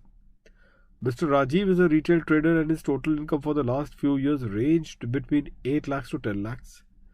He celebrated his 25th wedding anniversary on a large scale on 2nd December 2021 by hosting a cruise party in the luxury cruise liner Ocean Princess, for which he spent rupees 30 lakhs. For which he has spent rupees 30 lakhs, students. The assessing officer, in the course of the scrutiny assessment of Mr. Rajiv, students, asked him to explain the source of the expenditure. In the course of search or in the course of scrutiny assessment? Is it in the course of search or in the course of scrutiny assessment? It is in the course of scrutiny assessment. And they have asked you to tell us the source from where you have incurred the expenditure. The explanation offered by the Rajiv that the same was out of the saving from the last few years was not found to be satisfactory by the AO, primarily. And if it is not found satisfactory, it will be considered as an unexplained expenditure.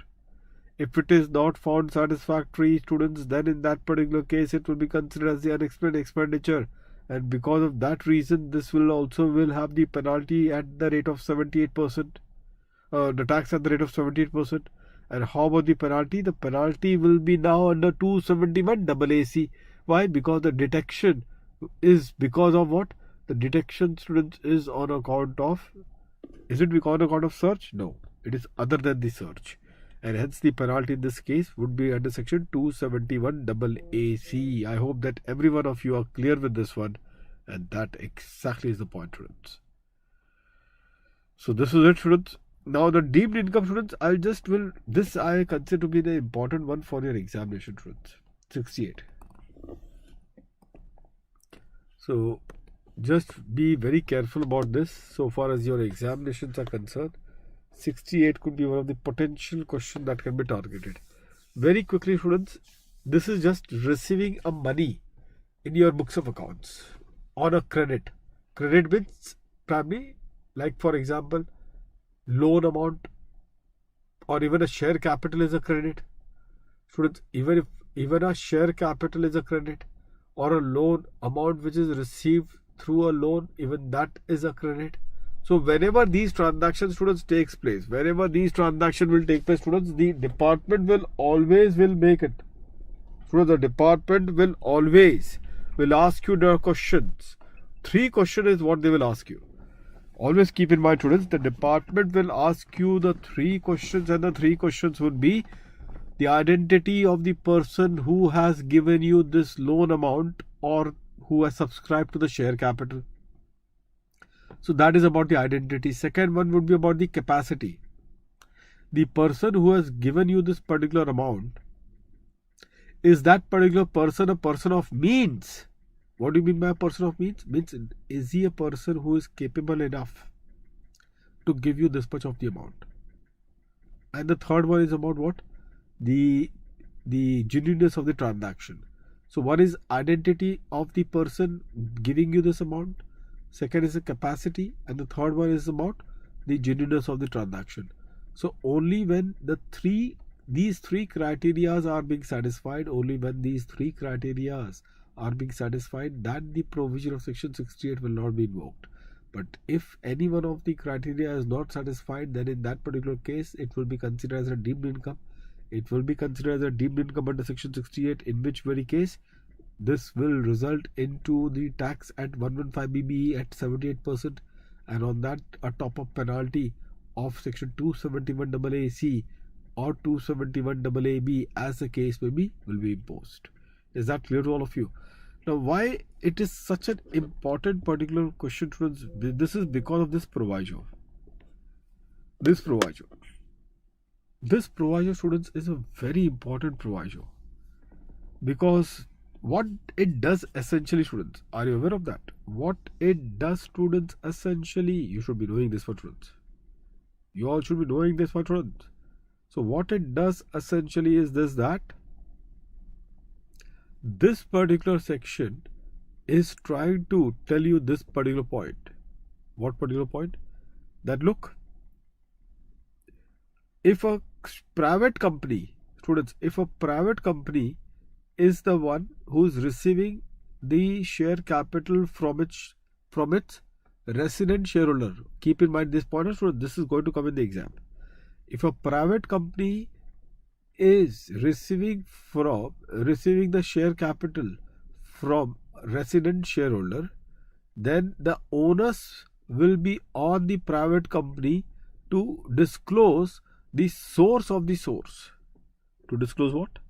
To disclose the source of the source, meaning thereby the compliance for the private company will go one step forward. So say for example, there is Mr. A who has subscribed, Mr. A who is a resident of India, he has subscribed to the share capital of a particular private company. Then the private company will also have to see or verify from where Mr. A has got this particular money to subscribe to the share capital.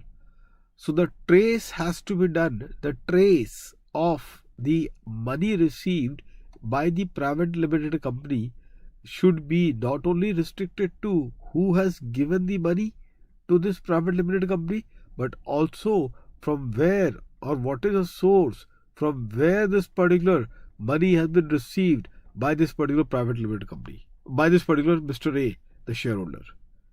So the source of the source is also to be explained by the private limited company. Only then provision of section 68 will not be invoked. Where there is a failure on the part of the private company to disclose the source of the source, in that particular case it will be considered as a deemed income, and the moment it is considered as a deemed income, students, accordingly the tax at 115BB and the penalty thereafter under section 271AA or 271AA as the case may be shall be imposed.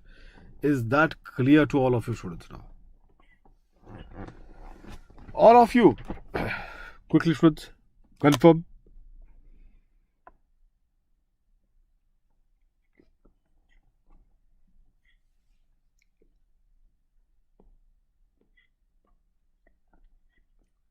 Jade.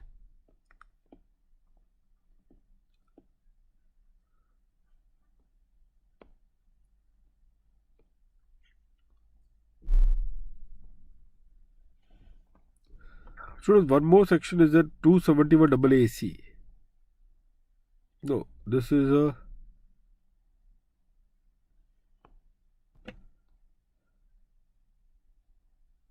271AD. One section is also there. Just I want you to read this one. Mamta.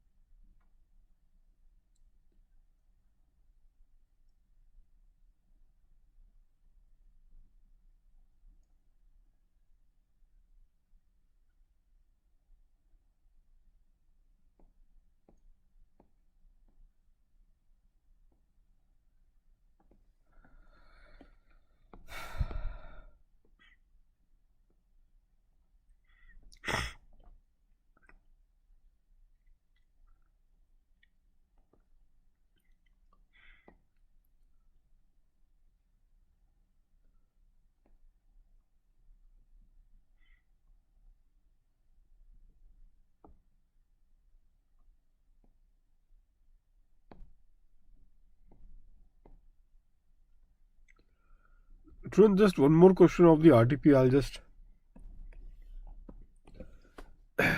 see the other question that we discussed was about applicability of 271AA. Because that 68 to 69D income was detected in the scrutiny assessment. See what happens over here. 15th of January, search was conducted in the premises of Mr. Rana, a jewelry manufacturer. The AO found 50 lakhs as cash, which was comprised of the demonetized currency note, 501 unexplained jewelry. So these are the cases of the unexplained money, bullion, which is also covered in 60 to 69D. Unexplained money, bullion, jewelry. So these are also covered in 60 to 69D. Worth of 2 crores and unaccounted property documents valued at 80 lakhs were found. So in this case, students, the penalty that would be imposed would be under 271AA. So the tax under 115BB on these undisclosed portion, and the penalty will not be under 271AA, but it will be under 271AA. Now there are two situations which have been given to you, A and B. Just read it out, students, quickly. All of you. I'll give you 2 minutes time.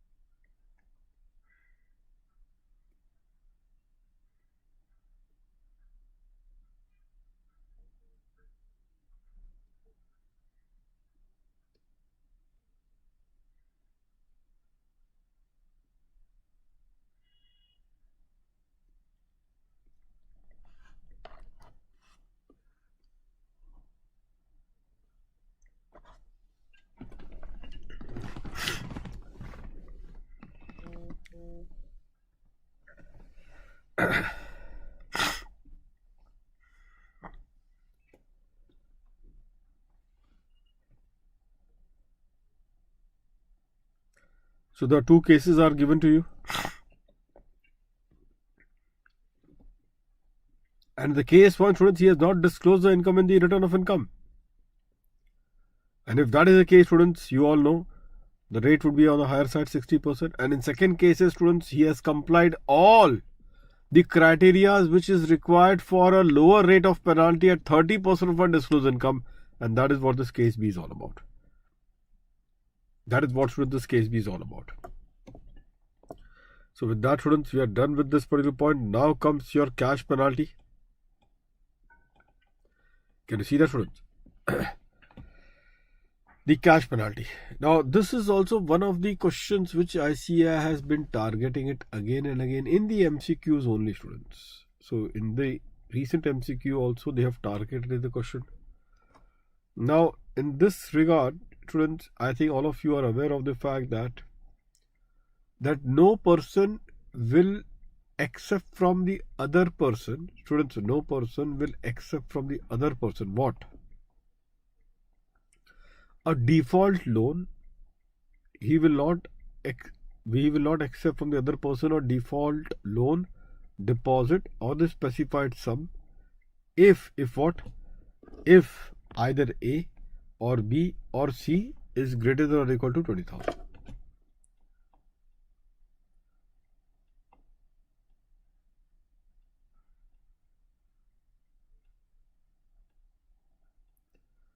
So no person, students, which you can see over here. No person, primarily which you can see over here, can accept a default loan. Can accept a default loan. Many students will say, sir, what is default loan? Default loan, students, means that the loan which you get it in cash or bearer check. So these are a default loan. So no person can accept a default loan, deposit or specified sum if either A or B or C is 20,000 or above. So if the either A or B or C will touch 20,000 or above, then you have to ensure that you don't have to cross that limit of 20,000 and do whatever is required, but do ensure that you cannot take a default loan if either A or B or C will touch 20,000 rupees. So what exactly it is A or B or C? A says that, students, the aggregate of such loans means such loans with the such loan in this example, students, is the default loan. The default loan.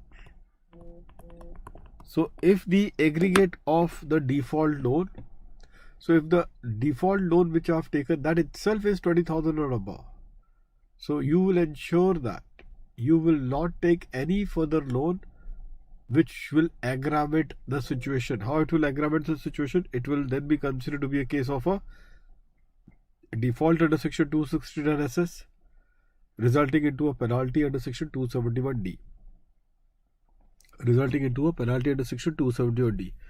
second point number B, students, that you are seeing over here is that that if on the date of taking, students, if on the date of taking such loans deposit or specified sum, so if on the date of taking such, again the word such is there, which means that the cash loan deposit or specified sum, so if on that particular date already any loans or deposit or specified sum which was taken earlier is remaining unpaid, and how much is that unpaid? 20,000 or above. So if any outstanding, so when you talk about any outstanding, it can also be considered as a check. So even in that particular case, it will be a default. So say for example, already an account pay check, students, through an account pay check, I have taken a loan which is outstanding of say rupees 21,000 rupees. That is it. Now, if it is already have touched 20,000 limit, any loan has touched as on the date of taking a default loan, any loan has touched the limit of 20,000 or above, and it is outstanding, then you will then be restricted to take the default loan. So if supposedly in this example, after taking the loan of 21,000 rupees, if there is an extra 2,000, students, if there is an extra 2,000 in cash, if there is extra 2,000 loan, I have taken it in cash. I have taken this loan in cash, students.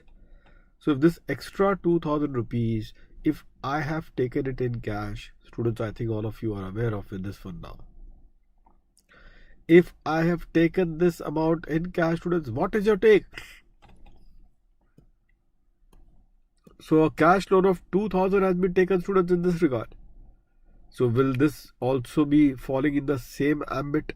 Can we say the same thing now for this one also? And the answer is yes. Answer is yes, students. We will definitely say the same thing for this one also. And what is that, students? We will say that this is all now.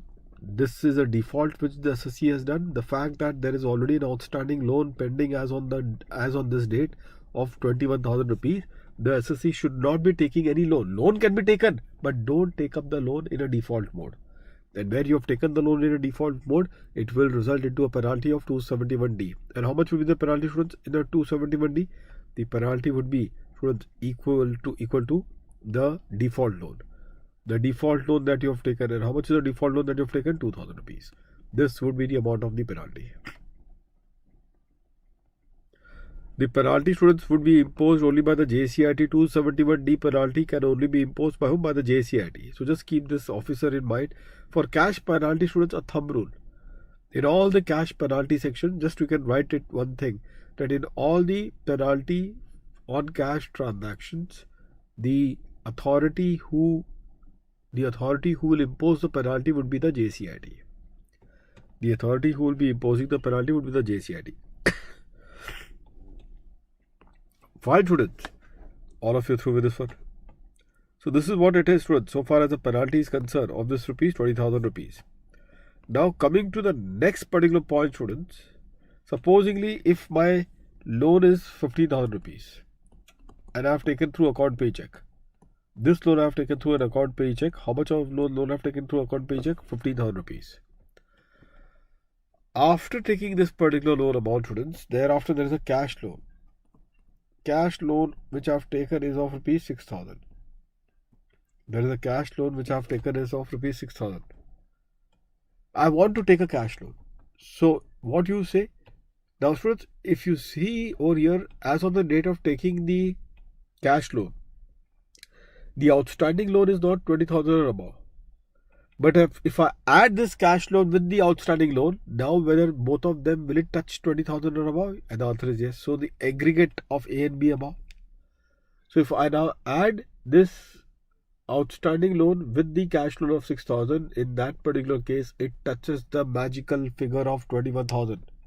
And the fact that it is touching the magical figure of 21,000, will this also be considered in the same line to be a case of a default? And the answer is yes. It will also be now be considered to be a case of a default, and this is what it is, students, in this regard. I hope that every one of you are clear with this one. Are you all clear with this one, students, now? So in that case, if the SSE still insists to take up this loan of 6,000 rupees, if the SSE is still insisting on taking up the loan of 6,000 rupees, fair enough, go ahead, take up the loan, no issues. But then in that case, be ready for the imposition of penalty. Be ready for...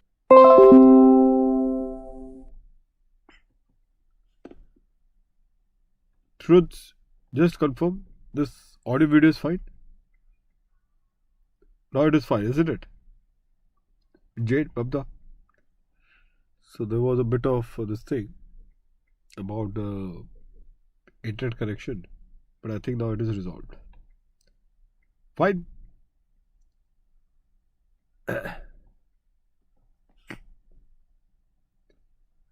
So now if you see, students, on the repayment part. So on the repayment part, students, what is the scenario? The situation is like this. I'm talking for the repayment perspective, students. Supposingly, students, there is an outstanding loan of 19,000. The interest accrued also is outstanding. If sales of rupees 3,000. Okay, this is the situation up till now. Now repayment is done of 2,500 in cash, of which rupees 500 is for interest amount. Rupees 500 is for interest amount. So the repayment of 2,500 in cash is done, of which rupees 500, students, is for the interest amount. Did you all got this one? All of you? Now if you compare this with that, you have to be extremely careful, students. Be extremely careful in this sort of a proposition. And what is that? Now that we have this particular repayment of rupees 500. Now that we have this repayment of rupees 500. Now first of all, tell me, we are talking about 269T. That is the repayment of the loan. Again the same thing. The default, you cannot repay through the default mode in cash, which is the cash mode or the bearer check. That becomes the default mode. Here what you have to be very careful with is, you know what is the care that you have to see? To check the threshold of 20,000 above. To check the threshold of 20,000 above, you have to even take into account the outstanding interest. You will have to even take into account the outstanding interest to see whether the threshold of 20,000 has it been reached or not. Whether the threshold of 20,000 students has it been reached or not, that also needs to be taken into account. That also needs to be taken into account, students. Is that clear to all of you? All of you are clear with this one? That is point number one. Point number two is this, that however, so far as the penalty is there, so far as the penalty is concerned, students, the penalty would only be in respect of the loan amount so repaid. If you don't believe this, I will just share to you. Penalty is equal to what? Loan, deposit, or the specified sum which is repaid. So the penalty is in respect of the loan, deposit, or the specified sum which has been repaid. So see the difference yourself. So while taking into account the applicability for which 20,000 threshold has been reached or not, for this reason we will also include the outstanding interest. But thereafter, students, so far as the repayment of 2,500 is concerned, can you see this one? The repayment of 2,500 in cash, of which 500 rupees is for interest amount. This particular part of 2,500, you will always consider that only the loan portion which is repaid, you will only consider the loan portion which is repaid for the purpose of deciding the amount of penalty. So the extra 500 rupees which is there, which is representing the interest portion, will not be considered for the purpose of deciding the quantum of penalty under section 271E. Under section 271E. I hope that every one of you are clear. So therefore, in this case, the penalty would be under section 271E would be how much rupees? Rupees 2000. Be very careful about this one, students. So this is what it is. Other than this one, students, other than this one, if you can have a look over here, is about some non-applicability. Some non-applicability. So you may therefore ask, sir, what about non-applicability? One of the non-applicability students they have targeted in the examination in recent past. One of the non-applicability students they have targeted in recent past. Do you need to know that one? This is what it is. Students, when the lender as well as the borrower, both of them happens to be agriculturist and who don't have any other source, then in that particular case, for these lender and the borrower, students, what is the situation? The situation would be that if both the lender as well as the borrower are having only the agricultural income, then such loan, deposit or specified sum will that attract the penalty under section 271D or 271E? And the answer is no. Even though the loan and advances has been taken in cash mode, the default mode, doesn't matter. The condition above will not be applicable for the purpose of this particular point. It implies that no imposition of penalty on such loan transaction which is entered by whom? By the agriculturalist. Apart from that, in your ICI, students, be careful. In your ICI MCQ, they are brilliant students, I must say that. See, from the banking company also, if supposedly you have taken a loan,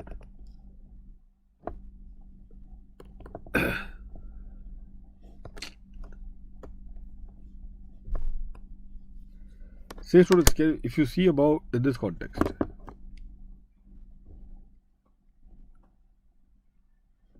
can you see this one?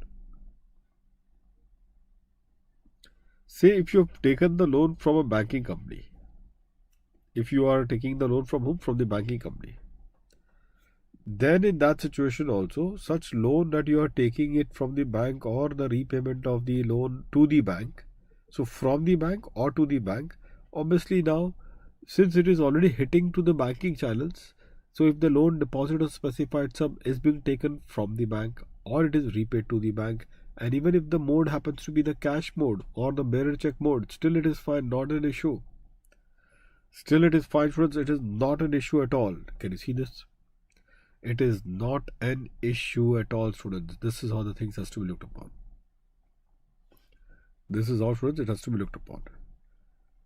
Okay, so that cash mode can be considered, even though in this case the cash mode can be considered without any further consequence of the penalty under these respective sections. Under these respective sections, students. I hope that all of you are clear with this one. Every one of you. Are you all clear with this one, students, now? All of you. And that exactly is the point. That exactly is the point. So with this particular thing, students, we have dealt with this particular proposition. Now then, if you all are through with this, now then, students, if you all are through with this one, students, I'll tell you the ICI MCQ question. ICI MCQ question, they have targeted in NBFC, non-banking financial company students. NBFC question they have asked that from the NBFC this loan has been taken, or from NBFC the loan has been repaid, and the loan taken or repaid is in the default mode. Loan taken or repaid, students, is in the default mode. Please do tell me then, in that particular case, whether you will still go by Students, whether you will still go by what? This particular default mode? Please tell me this. In this case, or whether the exception will it be applicable. So whether if the loan has been taken by NBFC or the loan is repaid to the NBFC, in that case also you will apply the exception or you will impose the penalty. You will apply the exception or you will impose the penalty. In that case, students, be careful. You will have to then impose the penalty. You will impose the penalty. The exception is only for a banking company. I hope that all of you are clear with this one. The exception, students, is only in respect of a banking company. With that, students, we are done with this particular proposition. In this scenario. Now, students, as you all are also aware, 260 ST, the consideration which has been taken in cash. 260 ST, students, the consideration which has been taken in cash. 2 lakhs of the consideration. Remember that, students, the 2 lakhs of the consideration which you are taking it in cash. I think all of you are aware of even that particular point. The 2 lakhs of the consideration, students, which has been taken it in cash. This is also something which is known to all of you. So here, students, if you talk about it, I'll just tick mark some of the important other particular points which are there, like this in this list which has been there, the bird's eye view. The bird's eye view, students. So in this list, students, which has been given to you, what is 271A? The remaining penalty, students, apart from what we have discussed. 271A. This is for if supposedly 44AA is applicable. Students, 44AA is applicable. And even after the applicability of 44AA, you are, students, be careful. Even after the applicability of section 44AA, students, you are not. Students,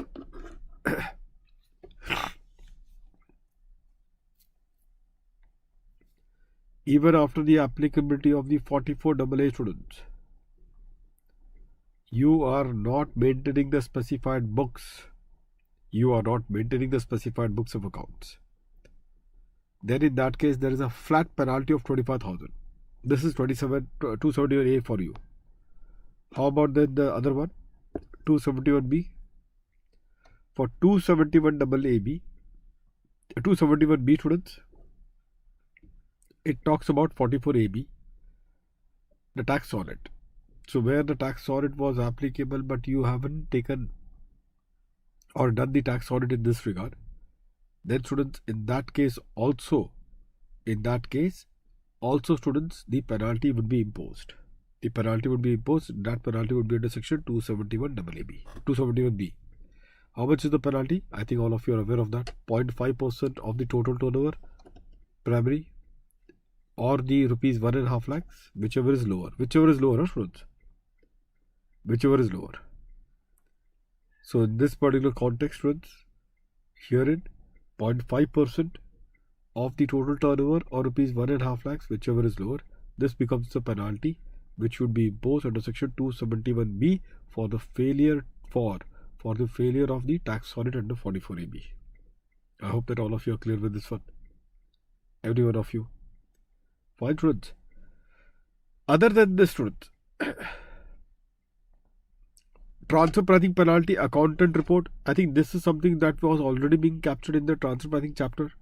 We have already taken that into account in the transfer pricing chapter, but still I'm just making a remark for your observation. Though you can say that, sir, this was already covered in our TP revision lecture, so be it. I'm just ticking mark the important penalties other than what we have discussed just now. That is about the accountant report, students. This is 1 lakh. This is 1 lakh. Now, students, before we proceed further, one very important question is asked. Expected question, students. Expected question. Supposingly, students, I had to maintain the books of accounts under 44AA.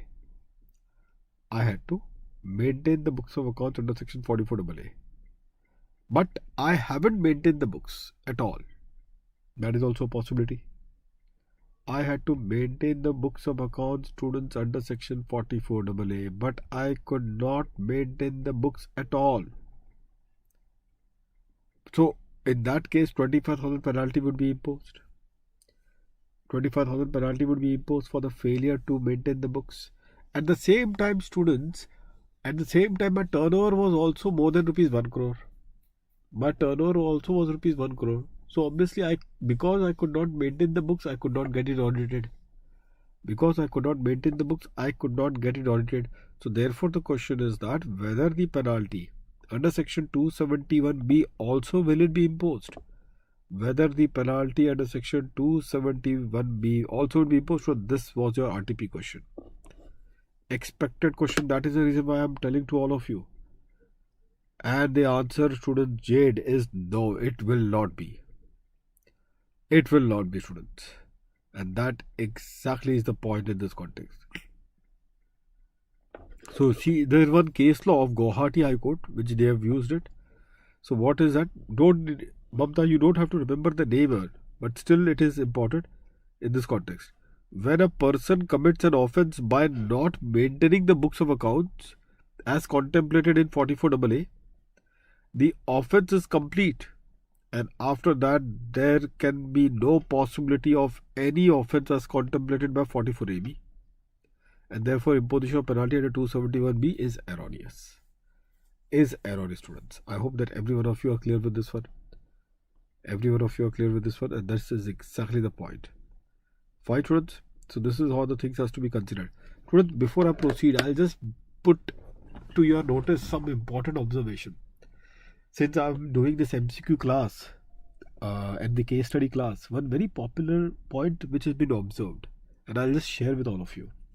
But students, will give you the link. By today evening, students, you'll get the link in the description box of this video. I'll give the link of all my previous revision videos with the topic name, and also I will give you the link of the case studies which I'm doing it presently. In fact, if possible, students, today 5 p.m. also 5:30 p.m. also, I'm doing the case study of the non-resident taxation and transfer pricing. These are the heavy case studies. If possible, do attend that so that it eases out your pressure on that particular context. And now again, I'm repeating, this is around 12 hours study material, 12 hours lectures, but it's worth it. Why it is worth it? Two reasons. First of all, out of the 30 marks of your 15 marks will definitely come from here only. One. And second, and more importantly, it enables you a revision of your entire syllabus. Yes, Jed, you can ask it out. While I'm saying, you can ask it out. So it will be like revising the entire thing. So please don't miss out on this. I'll share you the link also in this description box. Don't worry about that. Now, friends, one of the very I'm talking about it because see, we take it very casually, certain things. Very casually we take up certain things. And ICI, in two places they have targeted in the MCQs. And what was that? Students, remember there's one TDS section we were doing other day, 194Q, the previous lecture. Before the assessment, we did the TDS section, isn't it? So in that TDS section that you all are aware, we have also discussed about 194Q and also 206C1H. Remember that 50 lakhs above consideration paid or the 50 lakhs above the consideration received. So the TDS for the buyer, TCS for the seller. That is one thing that we have discussed. Apart from that, friends, we also have discussed. Now, apart from that, if you remember 194O, in the case of an equalization levy, in that case also there is a case of something of 0.1% equalization levy. 194O is the e-commerce operator who is making the payment to the e-commerce participant. On that, the TDS would be at say 1%. So that is the rate that we have seen. Now, students, supposingly we don't furnish the PAN in these cases because the rate is very nominal, no? 0.1%, 1% is the rate kind of a thing. If the PAN is not furnished, so in these sections, students, we have found that the penalty that would be imposed, the higher rate So the higher rate that would be there would be at, how much will be the higher rate? If you all can recall it, 5%. Don't take 20%. For them, it is not 20%. I hope that all of you are aware of this. For those cases, students, it is not 20%, it is the 5% rate. Are you aware of that one or not? For those cases, if you don't furnish the PAN, then please don't push them to the 20% brink. This is cruel to push them to this 20% brink, isn't it? So therefore, here you can see 194O, 194Q. These are the cases for TDS. So in that particular case, 5% is the rate. Can you see that? Please keep in mind this one. Huh? And also show 206C1H. The TCS. If PAN is not furnished, then the TCS under 206C1H. 206C1H. That 50 lakh seller. Remember that? So there also, the TCS will then be collected at the rate of 5% of no PAN case. I think this is the background which is sufficient. Expected question, students, you remember this session, this time, this moment that we were discussing this, and this is what came in the examination. Now, students, what has happened that the SSC, instead, he didn't have PAN, but he gave the Aadhaar card. He didn't have PAN and he gave the Aadhaar card. Question therefore is whether 5% of the rate will be applicable or 0.1% rate will be applicable. This is the issue under consideration, whether 5% rate will that be applicable or 0.1% rate will be applicable. What is your take? Mamta, Jade. 5% would be the rate that will be applicable, students, or it will be 1%. Quickly.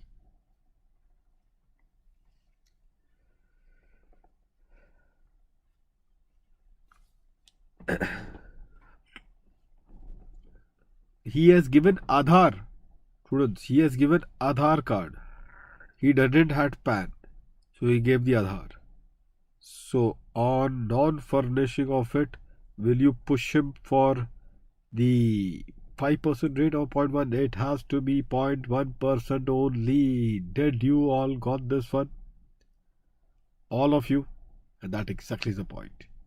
So 0.1% only shall apply. Don't make him suffer with the rate of 5%, because as you all know, interchangeability of PAN with Aadhaar. Are you aware of that?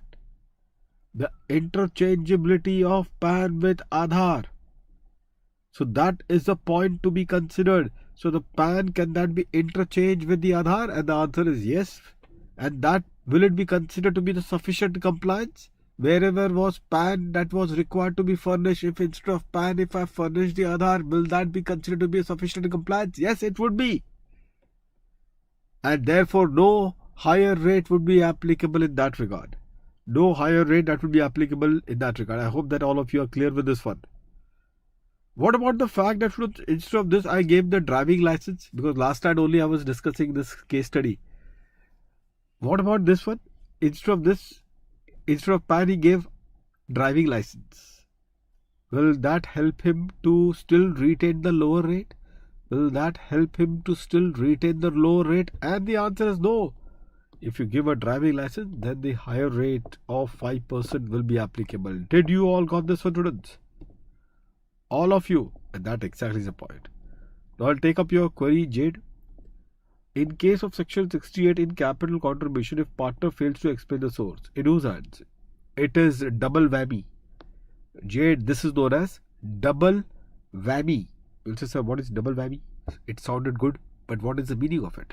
Double whammy means the partner will also bleed, so will be the partnership firm. Partnership firm will bleed in 68 because they are not in a position to explain the source. That is the reason. That is how partnership firm will bleed, because they have got a credit. And partner will also bleed in a different section, and that section is known as unexplained investment. Unexplained investment. So there the partner will bleed, and that will be considered as a deemed income, and both of them will have the company in 115 BBE, and also the penalty under section 271 AB or 271 AC as the case may be. I hope that all of you are clear with this one now. All of you students, that exactly is the point. So students, with this we have done with this particular proposition. Now students, after this one more lecture is only pending. That one more lecture would be appeals revision. Okay, that one more lecture is appeals revision, some miscellaneous area. So by virtue of that, this I will keep it mainly tomorrow. I will keep it, tomorrow. Most students tomorrow I'll try to keep it. That one session which I'm talking about it right now with all of you, I'll try to keep it tomorrow so that we are done with the entire segment. We are done with the entire segment, students. And how many marks will be covered? 75 to 80 marks. I think then after, up till then, 75 marks, 70 marks, I can say coverage of revision is done. And then I will go to my last league. Can you tell me which is the revision that you will want on a priority after this, after the assessment and appeals is done? Like the topics which are there, so I can accordingly plan. Alternate tax regime is there, MAT is there. Thereafter, alternate tax regime, MAT is there. Thereafter, PGBP is also there, and chapter 6A, small deductions. So if you want, I can accordingly start sequencing those particular chapters on that particular way. And capital gains.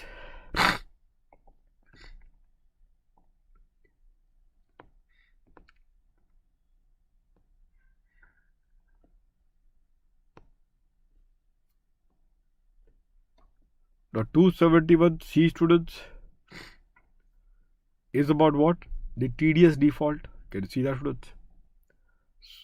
MAT. Fair enough. I'll do the MAT first. 271C is about what, students? Can you see this?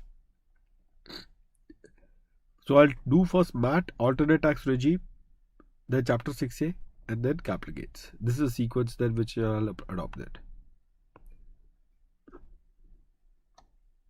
The 271C students, which you all can see over here, is about what? Can you see that, students?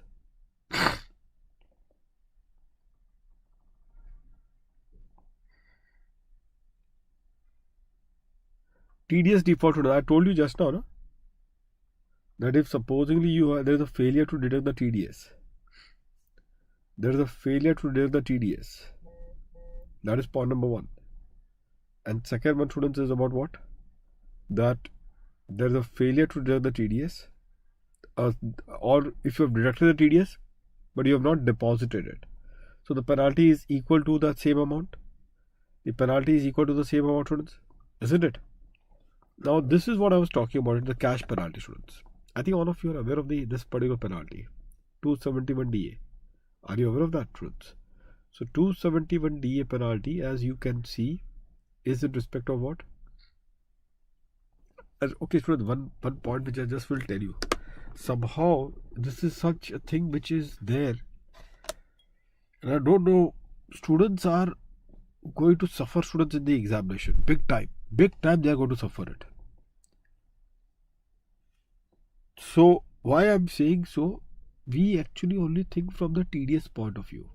We never think from the TCS point of view. Students, you have to just be very careful, because by the time we do TCS, we only do the substantive section. There are some of the key points of TCS that you should be careful about it. Like for example, the quarterly statement. If you remember, students, the quarterly statement of TDS has to be filed. The quarterly statement of TDS has to be filed by when? Are you aware of that? Every quarter, like June, it will end by 31st of July. For the quarter ending September, it has to be filed by 31st of October. For the quarter ending December, it has to be filed by 31st of Jan, and so on. But for the TCS, students, for the quarter ending June, it has to be filed by 15th of July. Quarter ending September, 15th of October. Only 15 days period is there for the statement.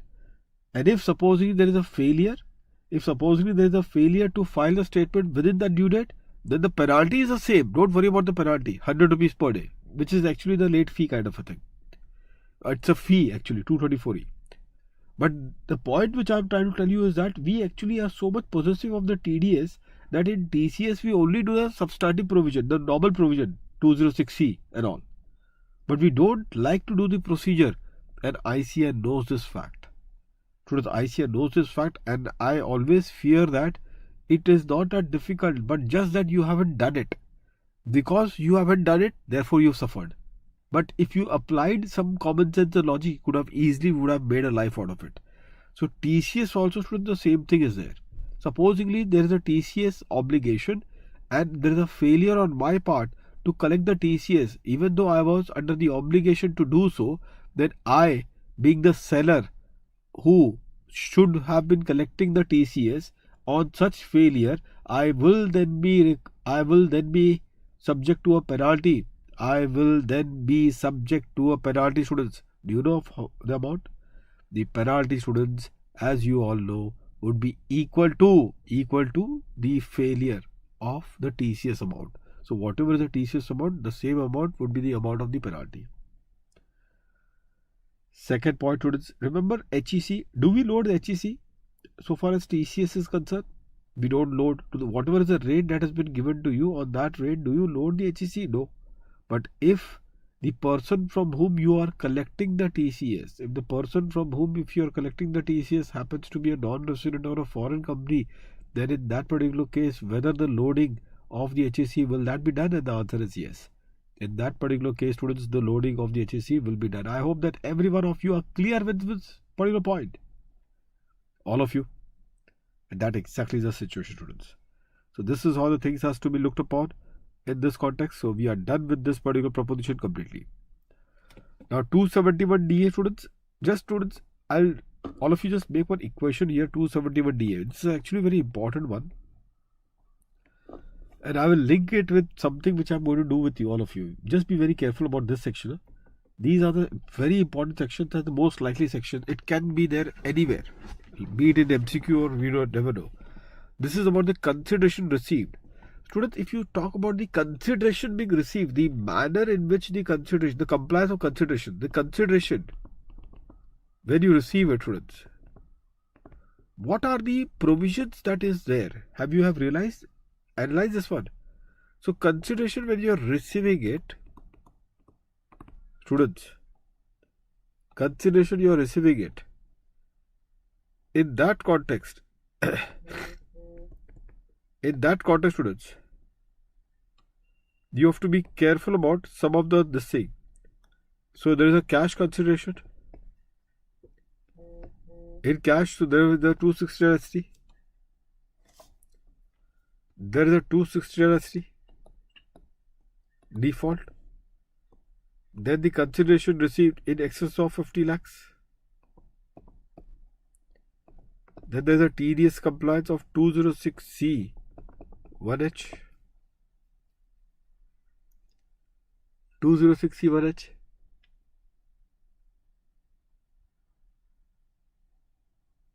TCS collection. Just hold on. I'm just writing here.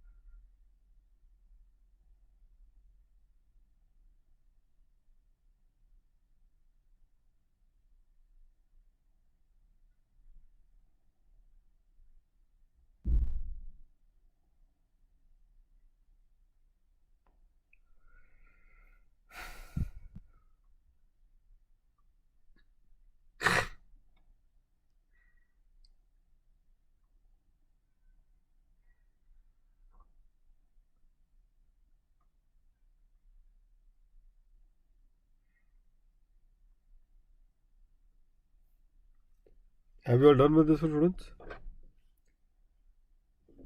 And then there is a 165A on the equalization levy.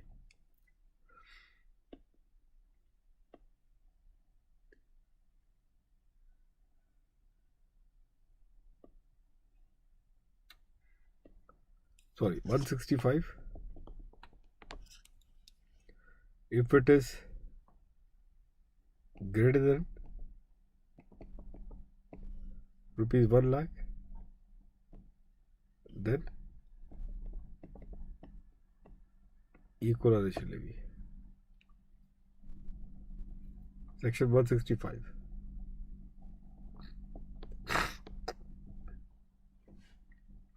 Are you aware of this, students?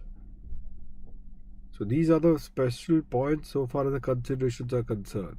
I hope that all of you are aware of this one. Equalization levy is attracted.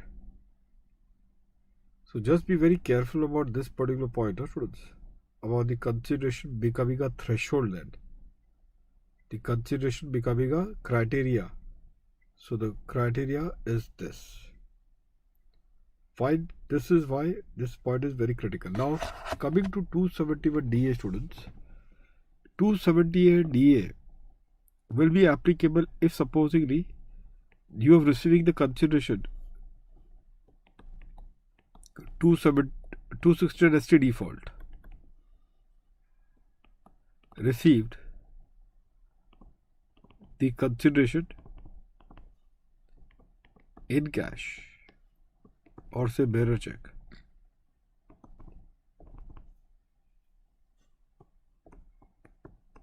The situation which is covered from 1%, it can be in respect of more than one transaction. Aggregate, this aggregate side. I have received the consideration from one person, single person.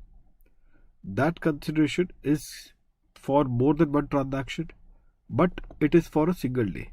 On a single day, I have received the payment. So aggregate of more than one transaction on single day. So consideration, receive consideration cash or bearer check in excess of rupees 2 lakhs. Not in excess of, equal to, greater than or equal to. Student, can you just write here greater than or equal to 2 lakhs? Above statement also you just correct it appropriately. Make it greater than or equal to.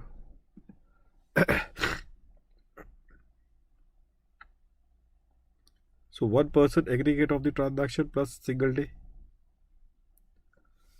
Second one is a case wherein from 1% maybe a single transaction, but that amount has been, I'll give you the example also, but that amount has been given in various days.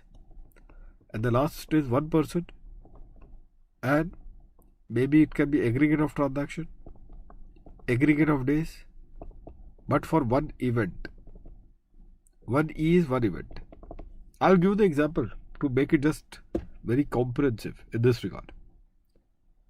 This is such an important particular stage that you are in. Penalty is something, a topic which students doesn't like it. Somehow they are fumbling in this topic badly. Have you all done with this? Now I'll give you the example also, don't worry. Supposing I have done a transaction, students, with you, or you have done a transaction with me, and amount is 3 lakh rupees. One single, or maybe let us do this way. I'll first twist the question. We have done with each other 5 transactions. Each transaction value was 50,000 rupees. Okay. Now, you have to pay to me. How much now? 2,50,000 rupees. 2,50,000 rupees you have to pay. So, on a single day, you come to my place. On a single day, students, you are coming to my place and you are paying me 2.5 lakh rupees.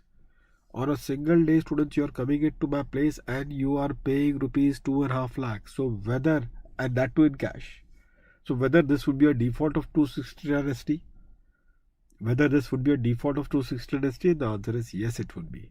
It will be a default, students, of section 269 ST, and that exactly how it would be considered. Come to the second point.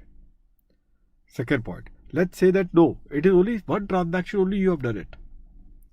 Only one transaction you have done it, and that transaction, students, is of 3 lakh rupees.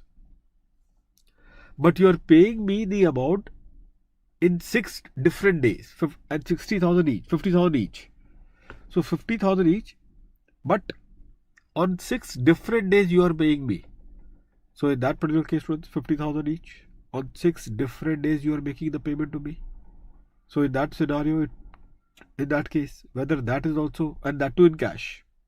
So whether it would be a default of 260 ST, whether it would be a default of 260 ST, and the answer is yes. And the last but not the least, students, is in respect of, supposing there is an event, and for that event you have entered with me 5 transactions or 3 transactions. Which 3 transactions? Like catering transaction, mandap keeper transaction, and then some arranging of cars and all. The car and all, the motor vehicles and all. So even that transaction, for that event of marriage, you have signed with me the 3 contracts. For each contract, I am charging you rupees 1 lakh. For each contract, students, I am charging you rupees 1 lakh. And if that is the case, students, if for each transaction, if I am charging you rupees 1 lakh, then, and you are paying to me that 3 lakh rupees, 3 lakhs in total, in cash. And you are paying me not on a single day, but spread over across the days. So, one person, you are paying me aggregate of transaction, 3 transaction is there in this case. Aggregate of days, I told you that spread over. But in respect of one event, which is the marriage function. And the total in aggregate of the cash consideration has touched 2 lakhs or above? Yes. Will this be a default? Yes. How much is the penalty? How much is the penalty, students? This is about the case of default. Penalty under 271 DA is equal to the cash the consideration received. So the entire consideration that you have received, students, will be a penalty. Whatever consideration, students, that you have received will be the penalty. Can you see this? This is such huge, isn't it? And severe also. This is what it is. 270 DA for all of you.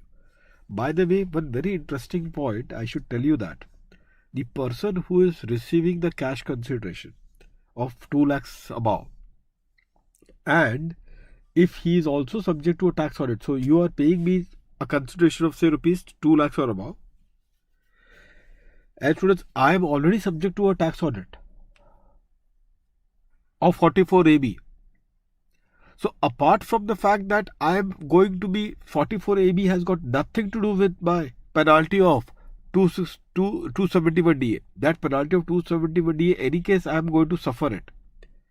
But what is going to happen now is more interesting thing, students. You want to know about that interesting point, students? What is going to happen, students, now is going to be a very interesting thing. And what is that, students? What is that? The most important point that is going to take place, students, now would be, are you aware of that, students? That because of my tax audit, the fact that I have taken the cash consideration in excess of 2 lakhs, that is fine.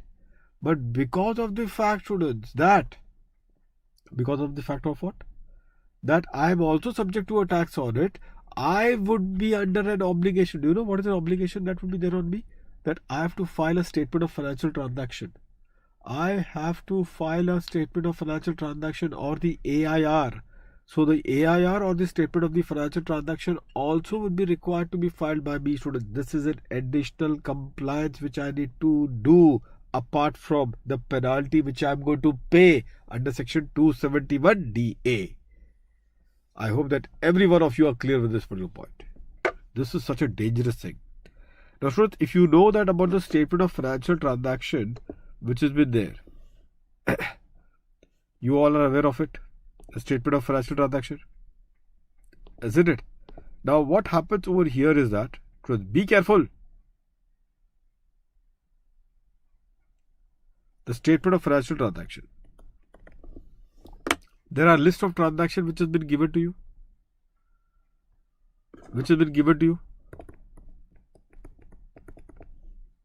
Students, which has been given to you. There is a list of transactions which has been given to you. You will say, sir, to by heart those numbers are very difficult. Don't worry. Just remember like this. 10 lakhs is the figure, you just remember it. Like all the banking transactions of depositing the amount, withdrawing the amount, in aggregate you have deposited, or in aggregate you have withdrawn. How much you have deposited in aggregate? Say 10 lakhs. Or how much you have withdrawn in aggregate? Say 10 lakhs. Or maybe a credit card payment expenditure. Again, that in aggregate is 10 lakhs or above. Fine. Or maybe you have subscribed for the shares and the securities of the company. That is also the case, 10 lakhs above. So 10 lakhs is the threshold that you keep in mind for the requirement for these person to file the AIR. Okay, requirement for these person to file the AIR. Now the next question that comes, students, is this: that up till by when the AIR has to be filed. Up till by when the AIR, students, has to be filed in this case. So the AIR has to be filed in this context, students. In this context, students, the AIR has to be filed, students, in this context by when? Did you all got this, sir? So in this case, by 31st of May, students. By 31st of May, you will have to file the AIR, and that exactly is the point. By 31st of May, students, you will have to file the AIR, and that exactly is the point. So I hope that all of you are clear with this one. All of you are clear with this one. Okay, now the penalty which is to be imposed on you would be under section 271 FA. So the penalty that we are discussing now is the penalty which is under section 271 FA. Are you clear with this, students? Now this penalty, I think all of you are aware of it, 500 rupees per day. The thresholds are there. The 500 rupees per day penalty, the threshold. This is under 271 FA. There is one more penalty which is there of rupees 1000. There is also one more penalty, students, of rupees 1000. Now when 500 rupees per day would be the penalty that would be charged, and when would be the 1000 rupees penalty that would be charged? These are the two things, students. Now always keep in mind, after 31st of May, the penalty of 500 rupees will begin. After 31st of May, students, the penalty of 500 rupees will begin. Is that clear to all of you? So I may say that, say for example, here one very classic example which has been ICI has been targeting you in the MCQs. In the MCQs they have done this one. So say they have given you the notice on 15th of July, and 15th of July, because you have not filed the AIR, so they have given you the notice on 15th of July to file the AIR up till 31st of July. To file the AIR up till 31st of July. But you actually filed the AIR on 15th of August. You actually filed the AIR on 15th of August. So what happens? As I told you, your due date was 31st of May. So what will happen now in this case would be, from 1st of June, students, the penalty would be imposed.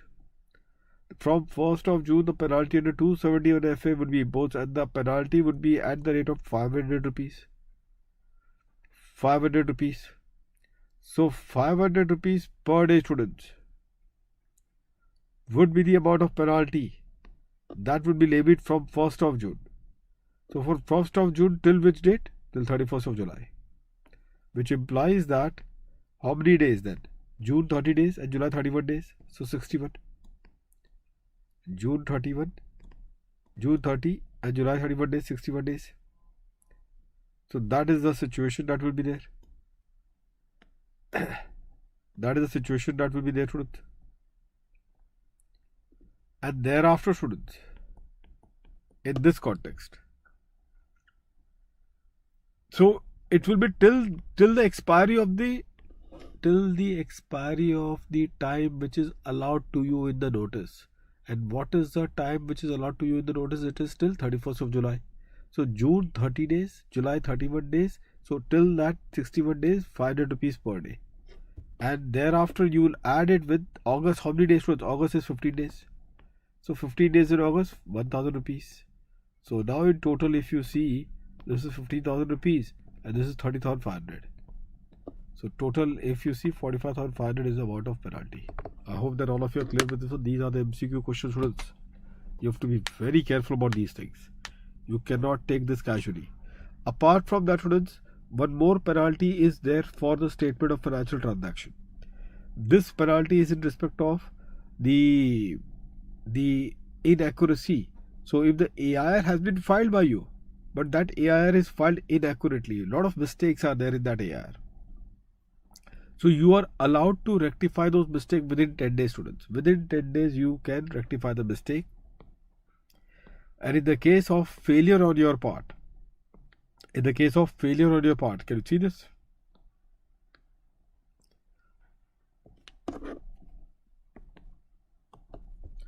In the case of failure on your part to rectify the mistake, students, the penalty would be 50,000. 50,000 is a flat penalty in this case. 50,000 students is a flat penalty. So just tick mark this also. 15, 16, 17. Apart from that, students, this is a transfer pricing case which we have already done it. The TP case that we have already done it in a transfer pricing part in this context. In this particular context. And that should be all. Now, for the remaining part, that's it. You just remember this much. That is all of it. Okay, one more point was 271 AAD. 271 AAD. This is also an important section, students. I think all of you are also aware of this one. All the falsification entries, the false entries and all, students, or the omission of entry in the books of accounts. I think all of you are aware. Students, in this context, be very careful. So if there is a falsification in the books, primarily, which is there, or there is a case wherein if there is a falsification in the book, students, in this scenario. Now, falsification of books would be like wrong entry. You are taking up the invoice without actually having any, so on the basis of the invoice without actually receipt of the goods or the supply of services.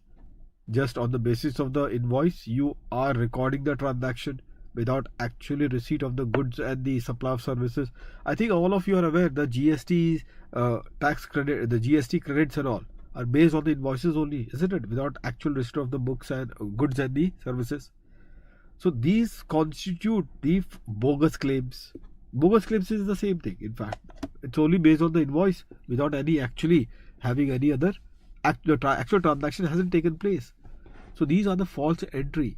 Now because of this, probably 271 AAD would be imposed. The penalty would then be under 271 AAD, and the amount of penalty, students, the amount of penalty that will be imposed on you would be the entire amount. And what is that entire amount? I am talking about it. The entire amount which you have considered it. The entire amount that you have considered it, students, which you all are aware. Whatever is the amount of the false entry, that would be the amount of penalty. That would be the amount of penalty.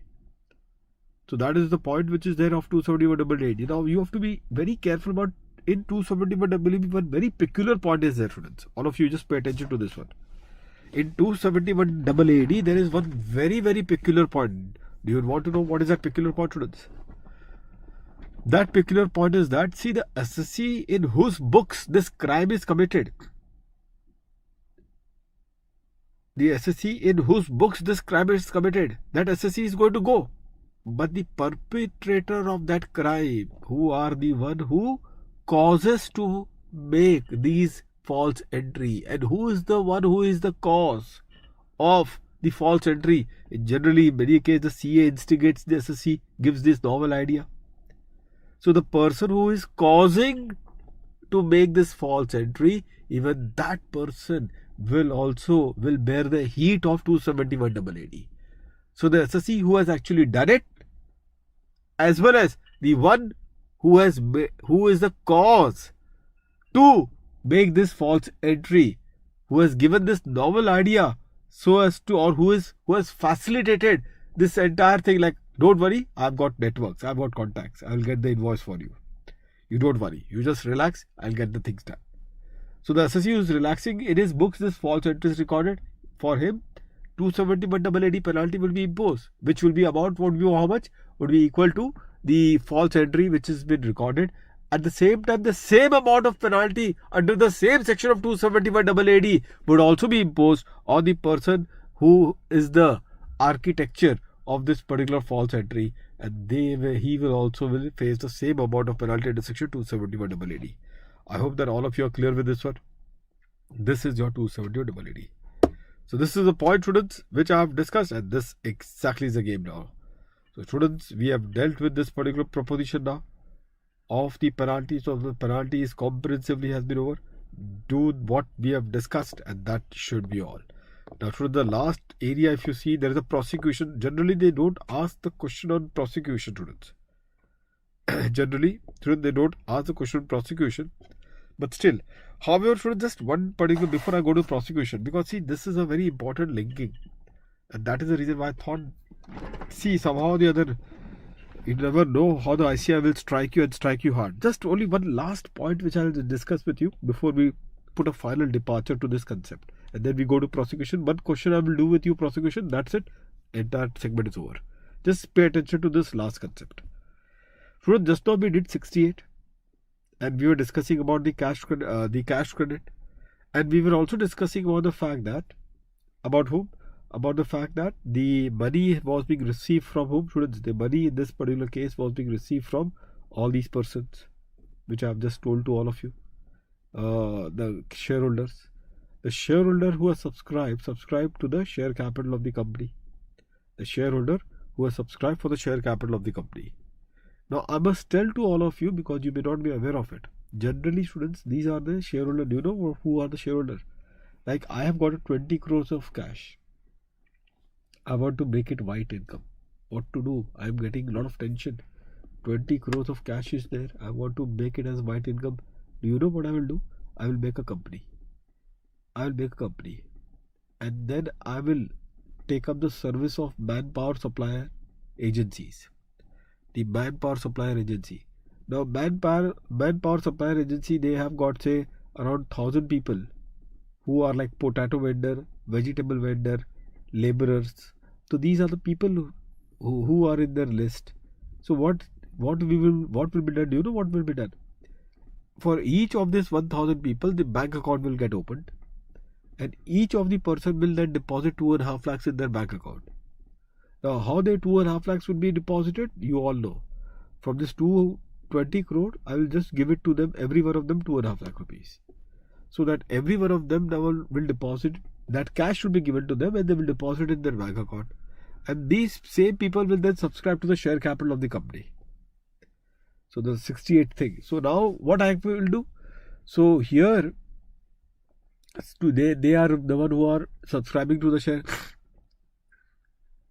Now, students, what I will be doing what I will be doing in this case, I will then, like say within a month or so, there would also be a share transfer agreement wherein because I will purchase from all 1,000 people the shares.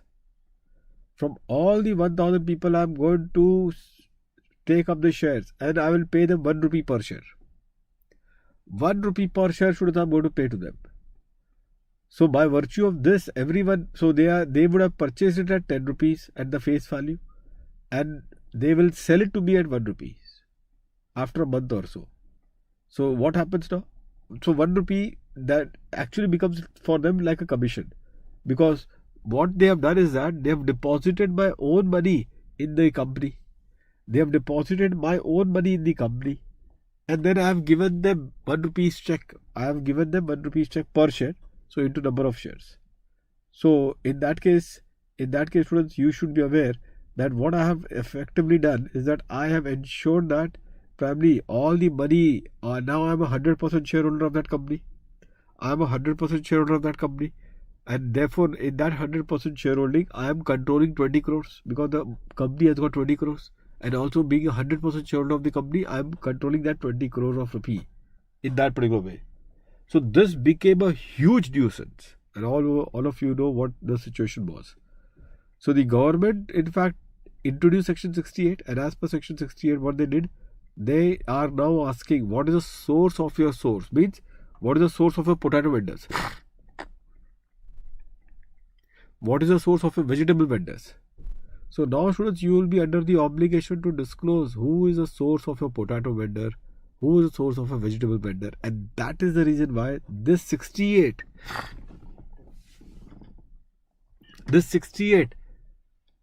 to target this particular arrangement of massive tax evasion that was taking place by virtue of floating up private companies, and in the private companies, who are the shareholders? These are the shareholders, and from them, and one day they will exit.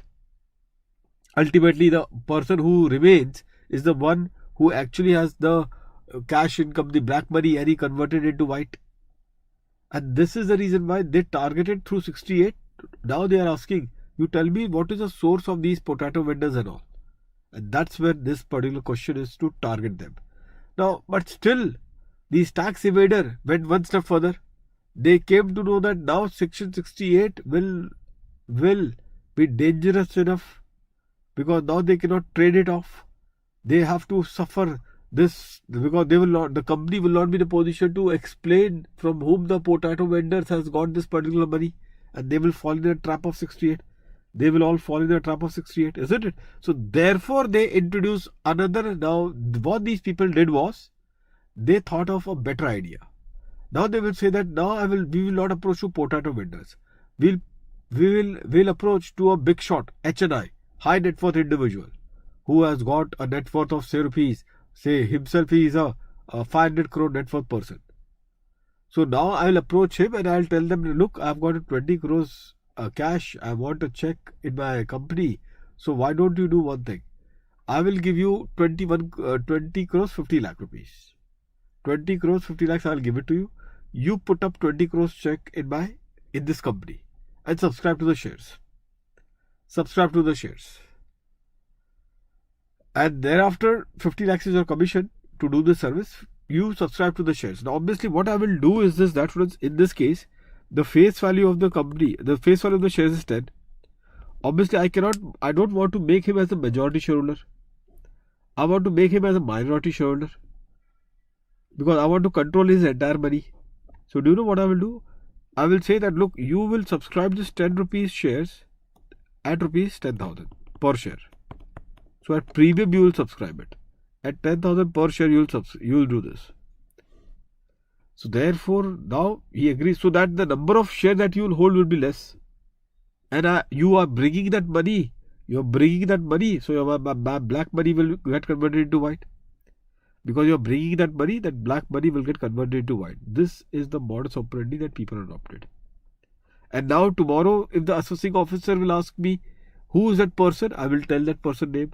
If I have to disclose, means the company, who is the company will disclose the name of the shareholder. If the company also has to establish that this person, what is his source? So obviously he is a HNI of 500 crores. You cannot ask him a source whose HNI itself is 500 crores. So therefore 68 would not be applicable. 68 will not be applicable. And this person, he is having a very few number of shares, but he has brought in 20 crore rupee. He has got very few number of shares and he has brought in 20 crore rupee.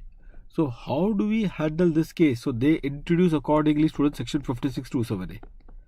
5627A was being introduced as per this section of 5627A. Students, I think all of you are aware of it. What they have essentially achieved through this section is that now the share premium, students, the share premium. Now share premium, students, when you have to see the share premium, you have to compare the two. The subscription amount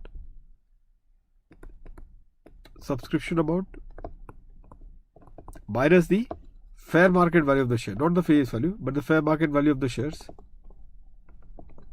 So this is when this is applicable to the private company receiving the shares from the resident shareholder.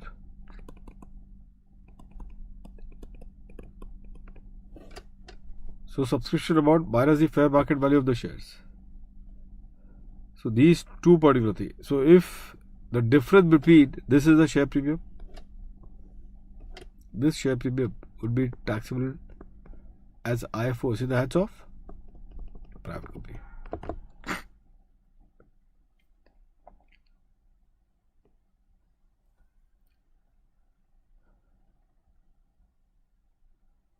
Are you all through with this one, students?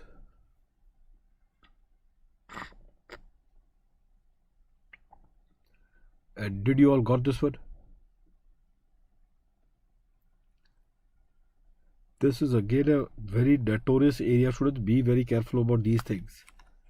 Notorious areas are they.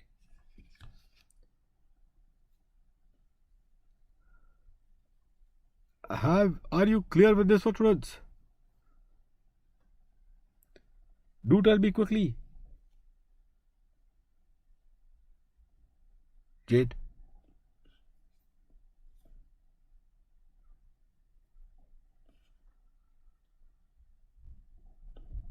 So this is the point now, students. With that, we are done with this completely. Mamta.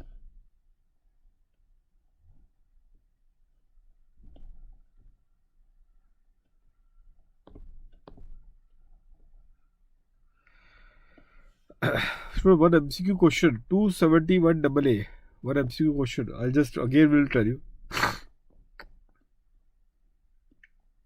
This is about getting the immunity from the penalty. This is of getting the immunity from the penalty, students. So obviously the underreporting, which we all have seen.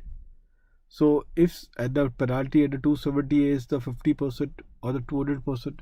Now if you want to get the immunity, meaning thereby, if you want that the assessing officer should not be imposing the penalty on you, you need to satisfy the following conditions. First of all, the condition, the immunity means no penalty would be imposed on you under 270A only if the situation is covered under the underreporting at 50%. Meaning thereby, it should not be the case of a misreporting of 200%. If it is a case of a misreporting of 200%, then we are not going to give you the immunity. Then you better file an appeal. Go there and just see. Let's see. We'll meet in the court of law, and in the court of law, we'll see probably whether there is a case of. Is there a case of the imposition of penalty or not? So that we will decide in the court of law. That is what it happens. So this is point number one. The second point is that therefore only 50% of the tax on the underreporting of the income, only that 50% can be waived off, not 200%. That is point number one. Second particular point, students, is about what?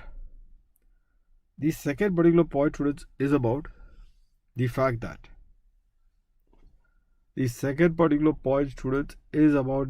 that what is that? That the SSE should be paying the tax along with the interest which has been demanded in the order of assessment. The SSE should be paying, students, the tax along with the interest in the order of assessment. Did you all got this one? Tax along with interest. Now again in the MCQ, IC has done the cheating. Again in the MCQ, students, IC has done the cheating. And what is the cheating that they have done? They have said that he has paid only the tax. Interest was missed. The students don't read the question carefully, and they could not identify that the interest is missing in the question. So he said that he has paid only the tax, but interest was missing. So what is the answer, students? Whether he will have to also pay the interest along with the tax? And the answer is yes. So the SSE should be paying the tax plus interest as per the assessment order and within the time limit as per the notice of demand. He should not. Obviously, students, if we are granting the immunity to you on the penalty, we are expecting that you will not file an appeal. You will not file an appeal because it would be as good as what? Students. Yes, Kirti, it is already available. I have taken the amendment lecture. One last amendment lecture I am going to do on 2nd. That I will do it in YouTube also and through a special class also. In both I am going to do. That is on the partnership assessment, but linked with the RTP question also. Because in RTP there are two good questions are there. Very good questions are there. So I'm going to link it up. So only that is left. Other amendments we have already done it. Kirti. There is an amendment series which has been there. You will find it in an academy. Or else in my Telegram channel also you will find it. There also you can find it.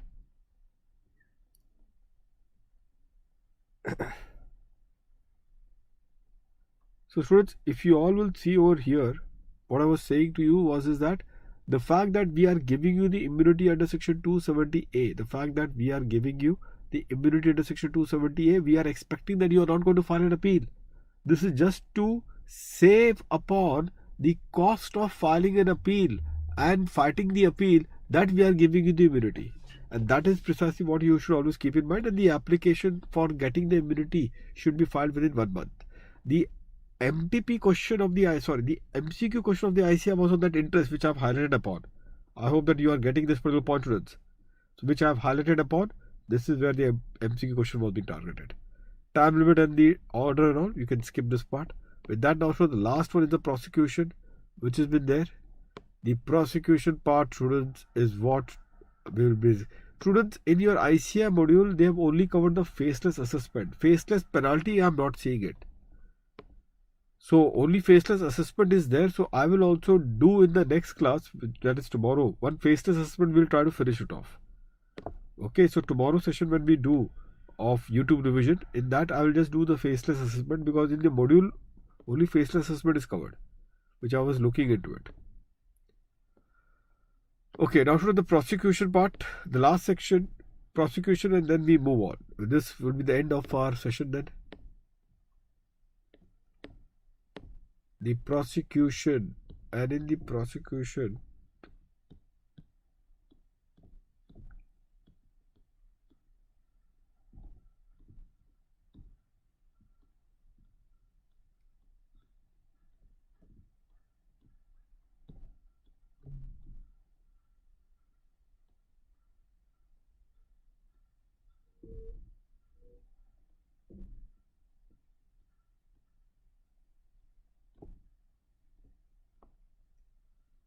see, this is the case.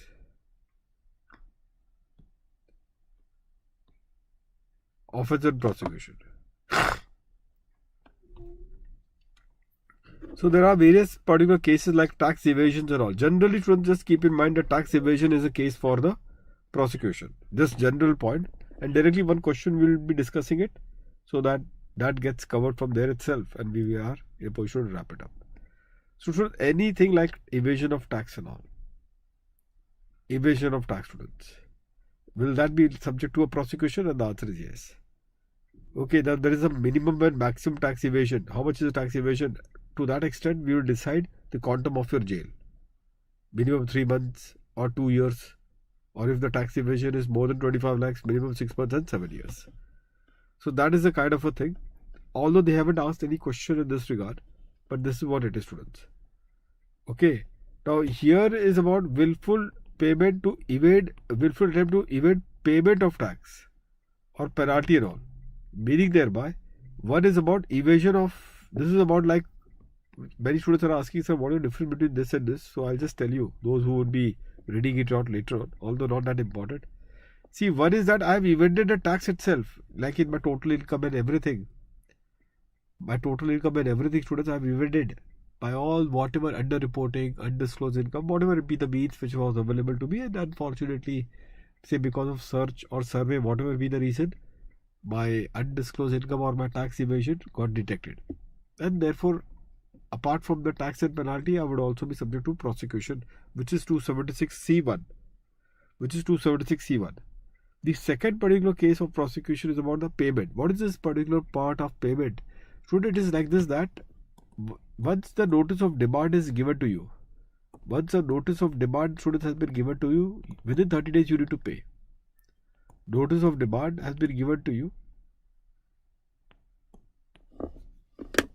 You have to pay the amount which is demanded within 30 days. Now what we have found is that you are in underground mode. So the SSC students has went underground, and he is now evading. Now he is changing the cities, locations and all. He is changing from one location to another location. Underground he is staying. So therefore, what is the scenario? The scenario is that he is now evading the payment of tax. So this is what it is. 276(2) is targeting the evasion of taxes. So in that case, students, the minimum jail term is 3 months, and the maximum is 2 years. So it would be like the first category of this, the first category.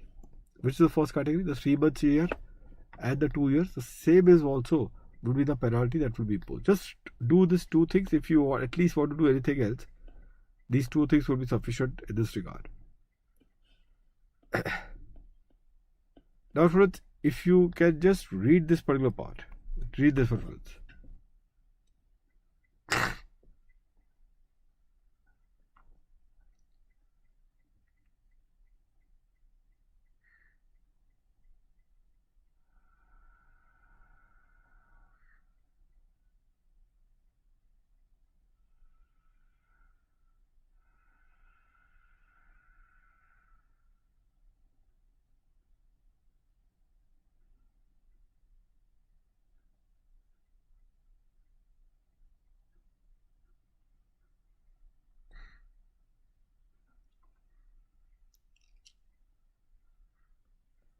So 276CC of the Income Tax Act, which deals with the prosecution for failure to furnish returns of income, provide as under failure to furnish ROI within the time allowed in the notice. Prosecution will be there. So even this is an important point which should be very careful. By the way, students, we just now have done the AIR part. So supposing they have not filed the AIR within the time allowed. Just now we discussed the AIR which was there. And in my example, I have told you that on 15th of August, he has filed the AIR. On 15th of August, he has filed the AIR. So in that particular case, what is the conclusion that we have done? The conclusion, student, that we have done was that 15th of August, so therefore penalty would be charged. Whether he would be also liable for prosecution, answer is no. Because the prosecution is only for the ROI, not for the AIR. So the ROI, if I have given you the notice, under these section like 148 is the reassessment, now this 153 is out, so we don't have to worry about this. So 142.1 or 148, in that section I have given you the notice and within the time allowed you have not filed your ROI, then in that case be ready, students, be ready for what? The prosecution proceedings to be launched on you. And secondly, even as basic as this one, failure to file the ROI within the time allowed under 139.1, this is such a basic thing. Even in that case also the prosecution can also be launched on you if you were obligated to file the ROI under 139.1 but you have failed to file the ROI under 139.1, you will then be prosecuted. You will then be prosecuted in this regard. Now there are certain exceptions which have been given to you. So which are those exceptions on the basis of which the prosecution because of the ROI as mentioned above will not be applicable? Because of the ROI as mentioned above will not be applicable, they have given it to you. Exception is if the ROI is filed before the expiry of the relevant AY. Now this relevant AY has to be substituted with 31st of December. Has to be substituted with 31st of December of the AY. 31st December of the AY. So if you have not filed within 139.1 the ROI, but you have filed the ROI after the 139.1 due date, but before 31st of December, then no prosecution, whatever may be the amount of income tax payable. No prosecution, whatever be the amount of income tax payable. Okay. Now, if no ROI is filed, students, in this context, under 139.1, then that's a game, students. Then that's a game. Be careful. Herein, what is the situation? There are two things. Students. If the person is other than the company, if the person is the company. So, if the person is other than the company, so in this case, we will not see the tax amount straight away in the jail. Straight away the prosecution will be charged on this case. Straight away the prosecution would be charged in this case for the company. Okay. If the ROI is not filed, so we will not see what students? We will not see the amount of tax. Simply go to jail. But if, say for example, if it is other than a company, like for example individual and all, HUF partnership firm, so for them, if they haven't filed the return of income, and say for example they're 144, best judgment assessment only will be done then. And in the best judgment assessment, student, the amount that comes out is, student, the amount is which comes out in this case is what? Is say less than, is 10,000. The tax payment, the tax payable after, definitely this is after TDS and advance tax. This tax payable truth is after TDS and advance tax. Advance tax. It is how much truth? It is 10,000 truths. Can you see this? So the tax payable is less than students 10,000 rupees. If the tax payable is less than rupees 10,000, then in that particular case, what is our conclusion, students? Please tell me what is the conclusion. Then will there be any prosecution? And the answer is no. But for the company, students, if the company is the one who has not filed the return of income at all, if the company is the one, students, who has not filed the return of income at all, will they be also be subject to the same relief? And the answer is no. For them, they will have to suffer. They will have to suffer, students.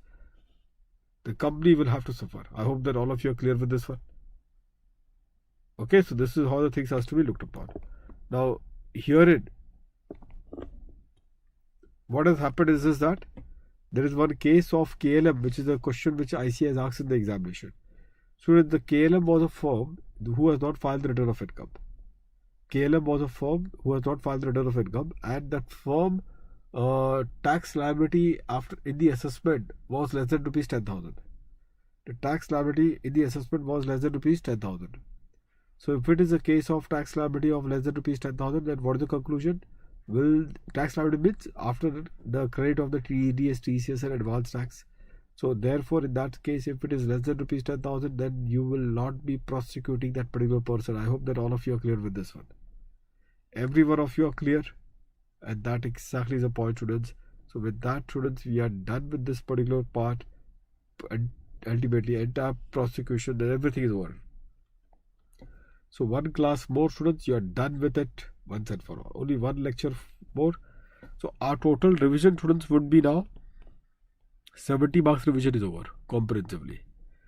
And after tomorrow's class, 70 marks is over. 70 to 75 marks, I can say that way.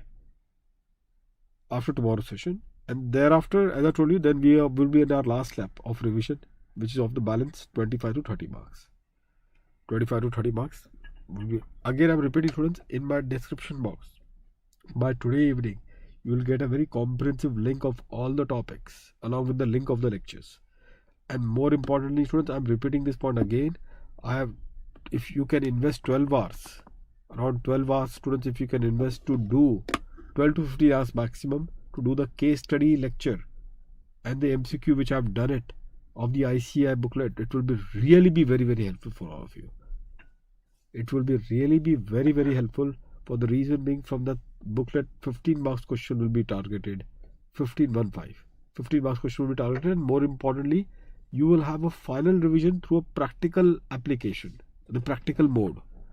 So that is the best beauty of it, and that exactly is the point, students. So students, this is what it is. Tomorrow also I'll keep it at the same time, 7 o'clock. Don't worry about that. So I'll keep it at the same time. Oh no, sorry, tomorrow I have to just check, students. I'll have to check. Just a second. Allow me a... Just allow me a time.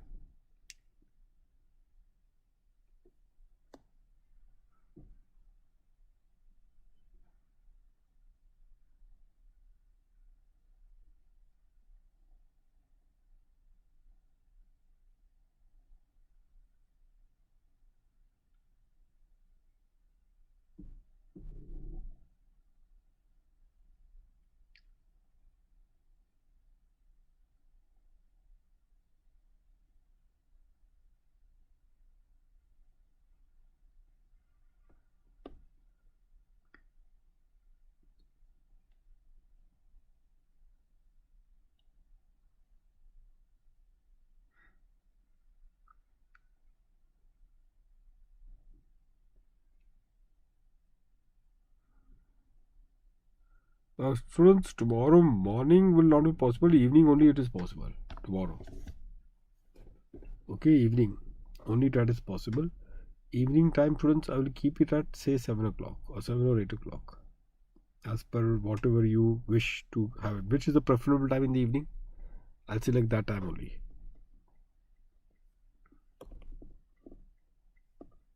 Which time, students, you will prefer? Jade? Mamta?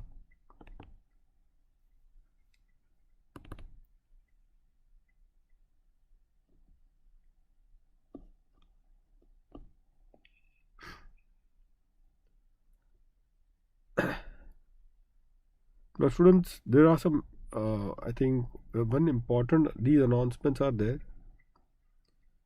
which you can find it over here, is that one intermediate announcement, students.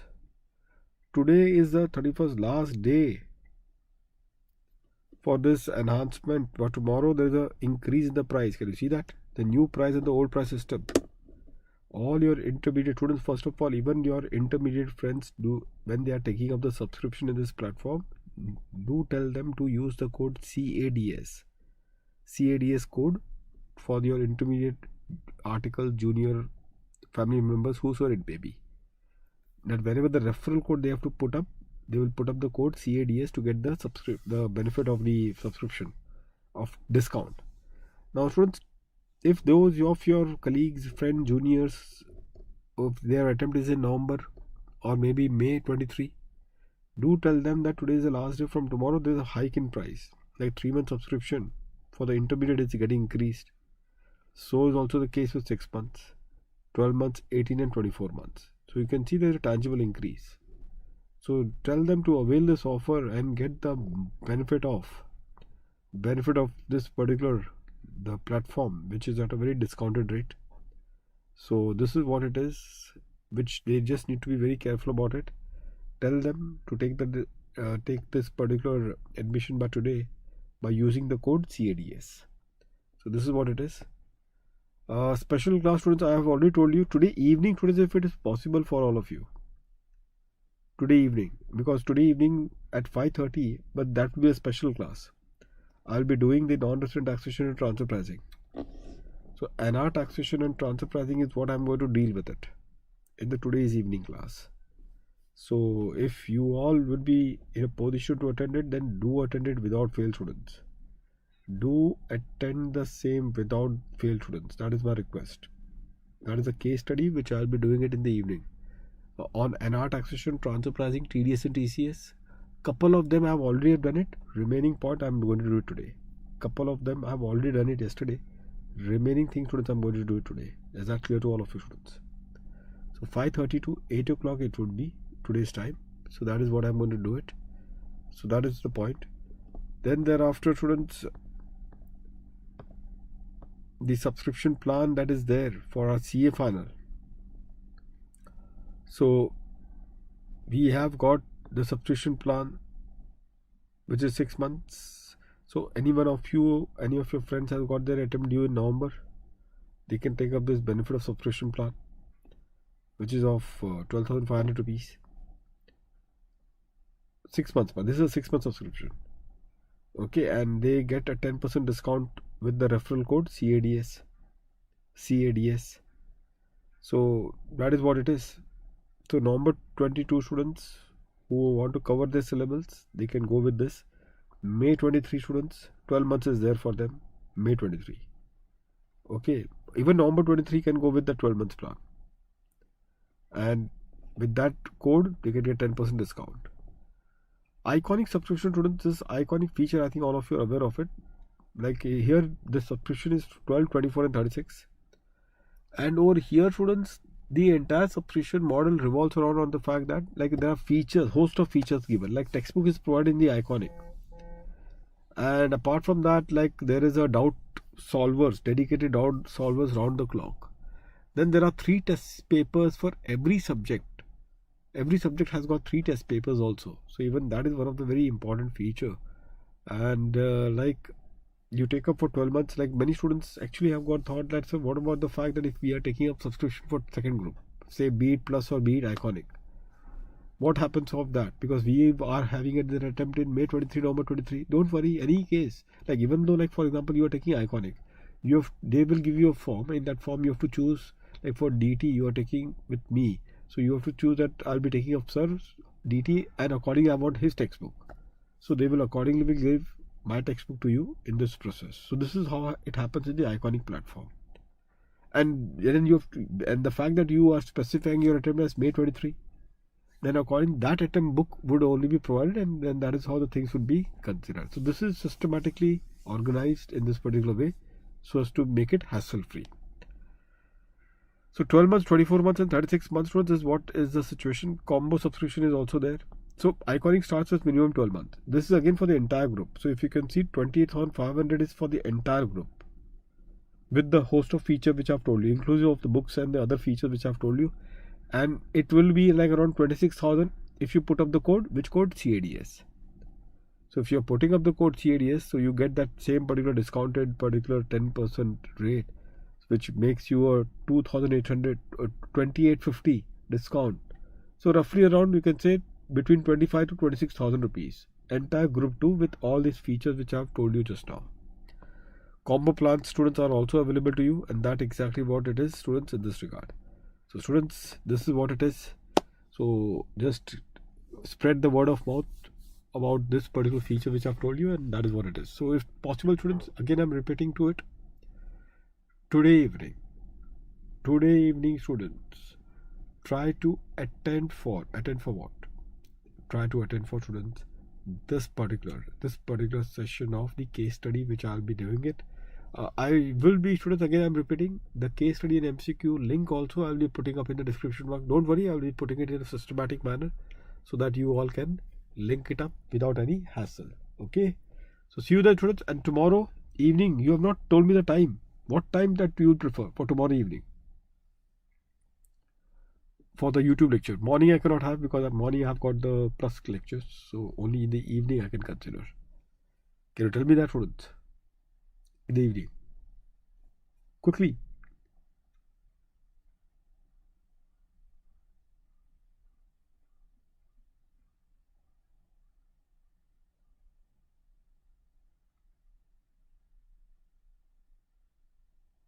Between 7 and maybe I'll just, otherwise 7 o'clock is one time which we can consider, 7 to 10. I think that could be the time, or 6 p.m. is also okay. I am also fine with that. So we can wrap it up.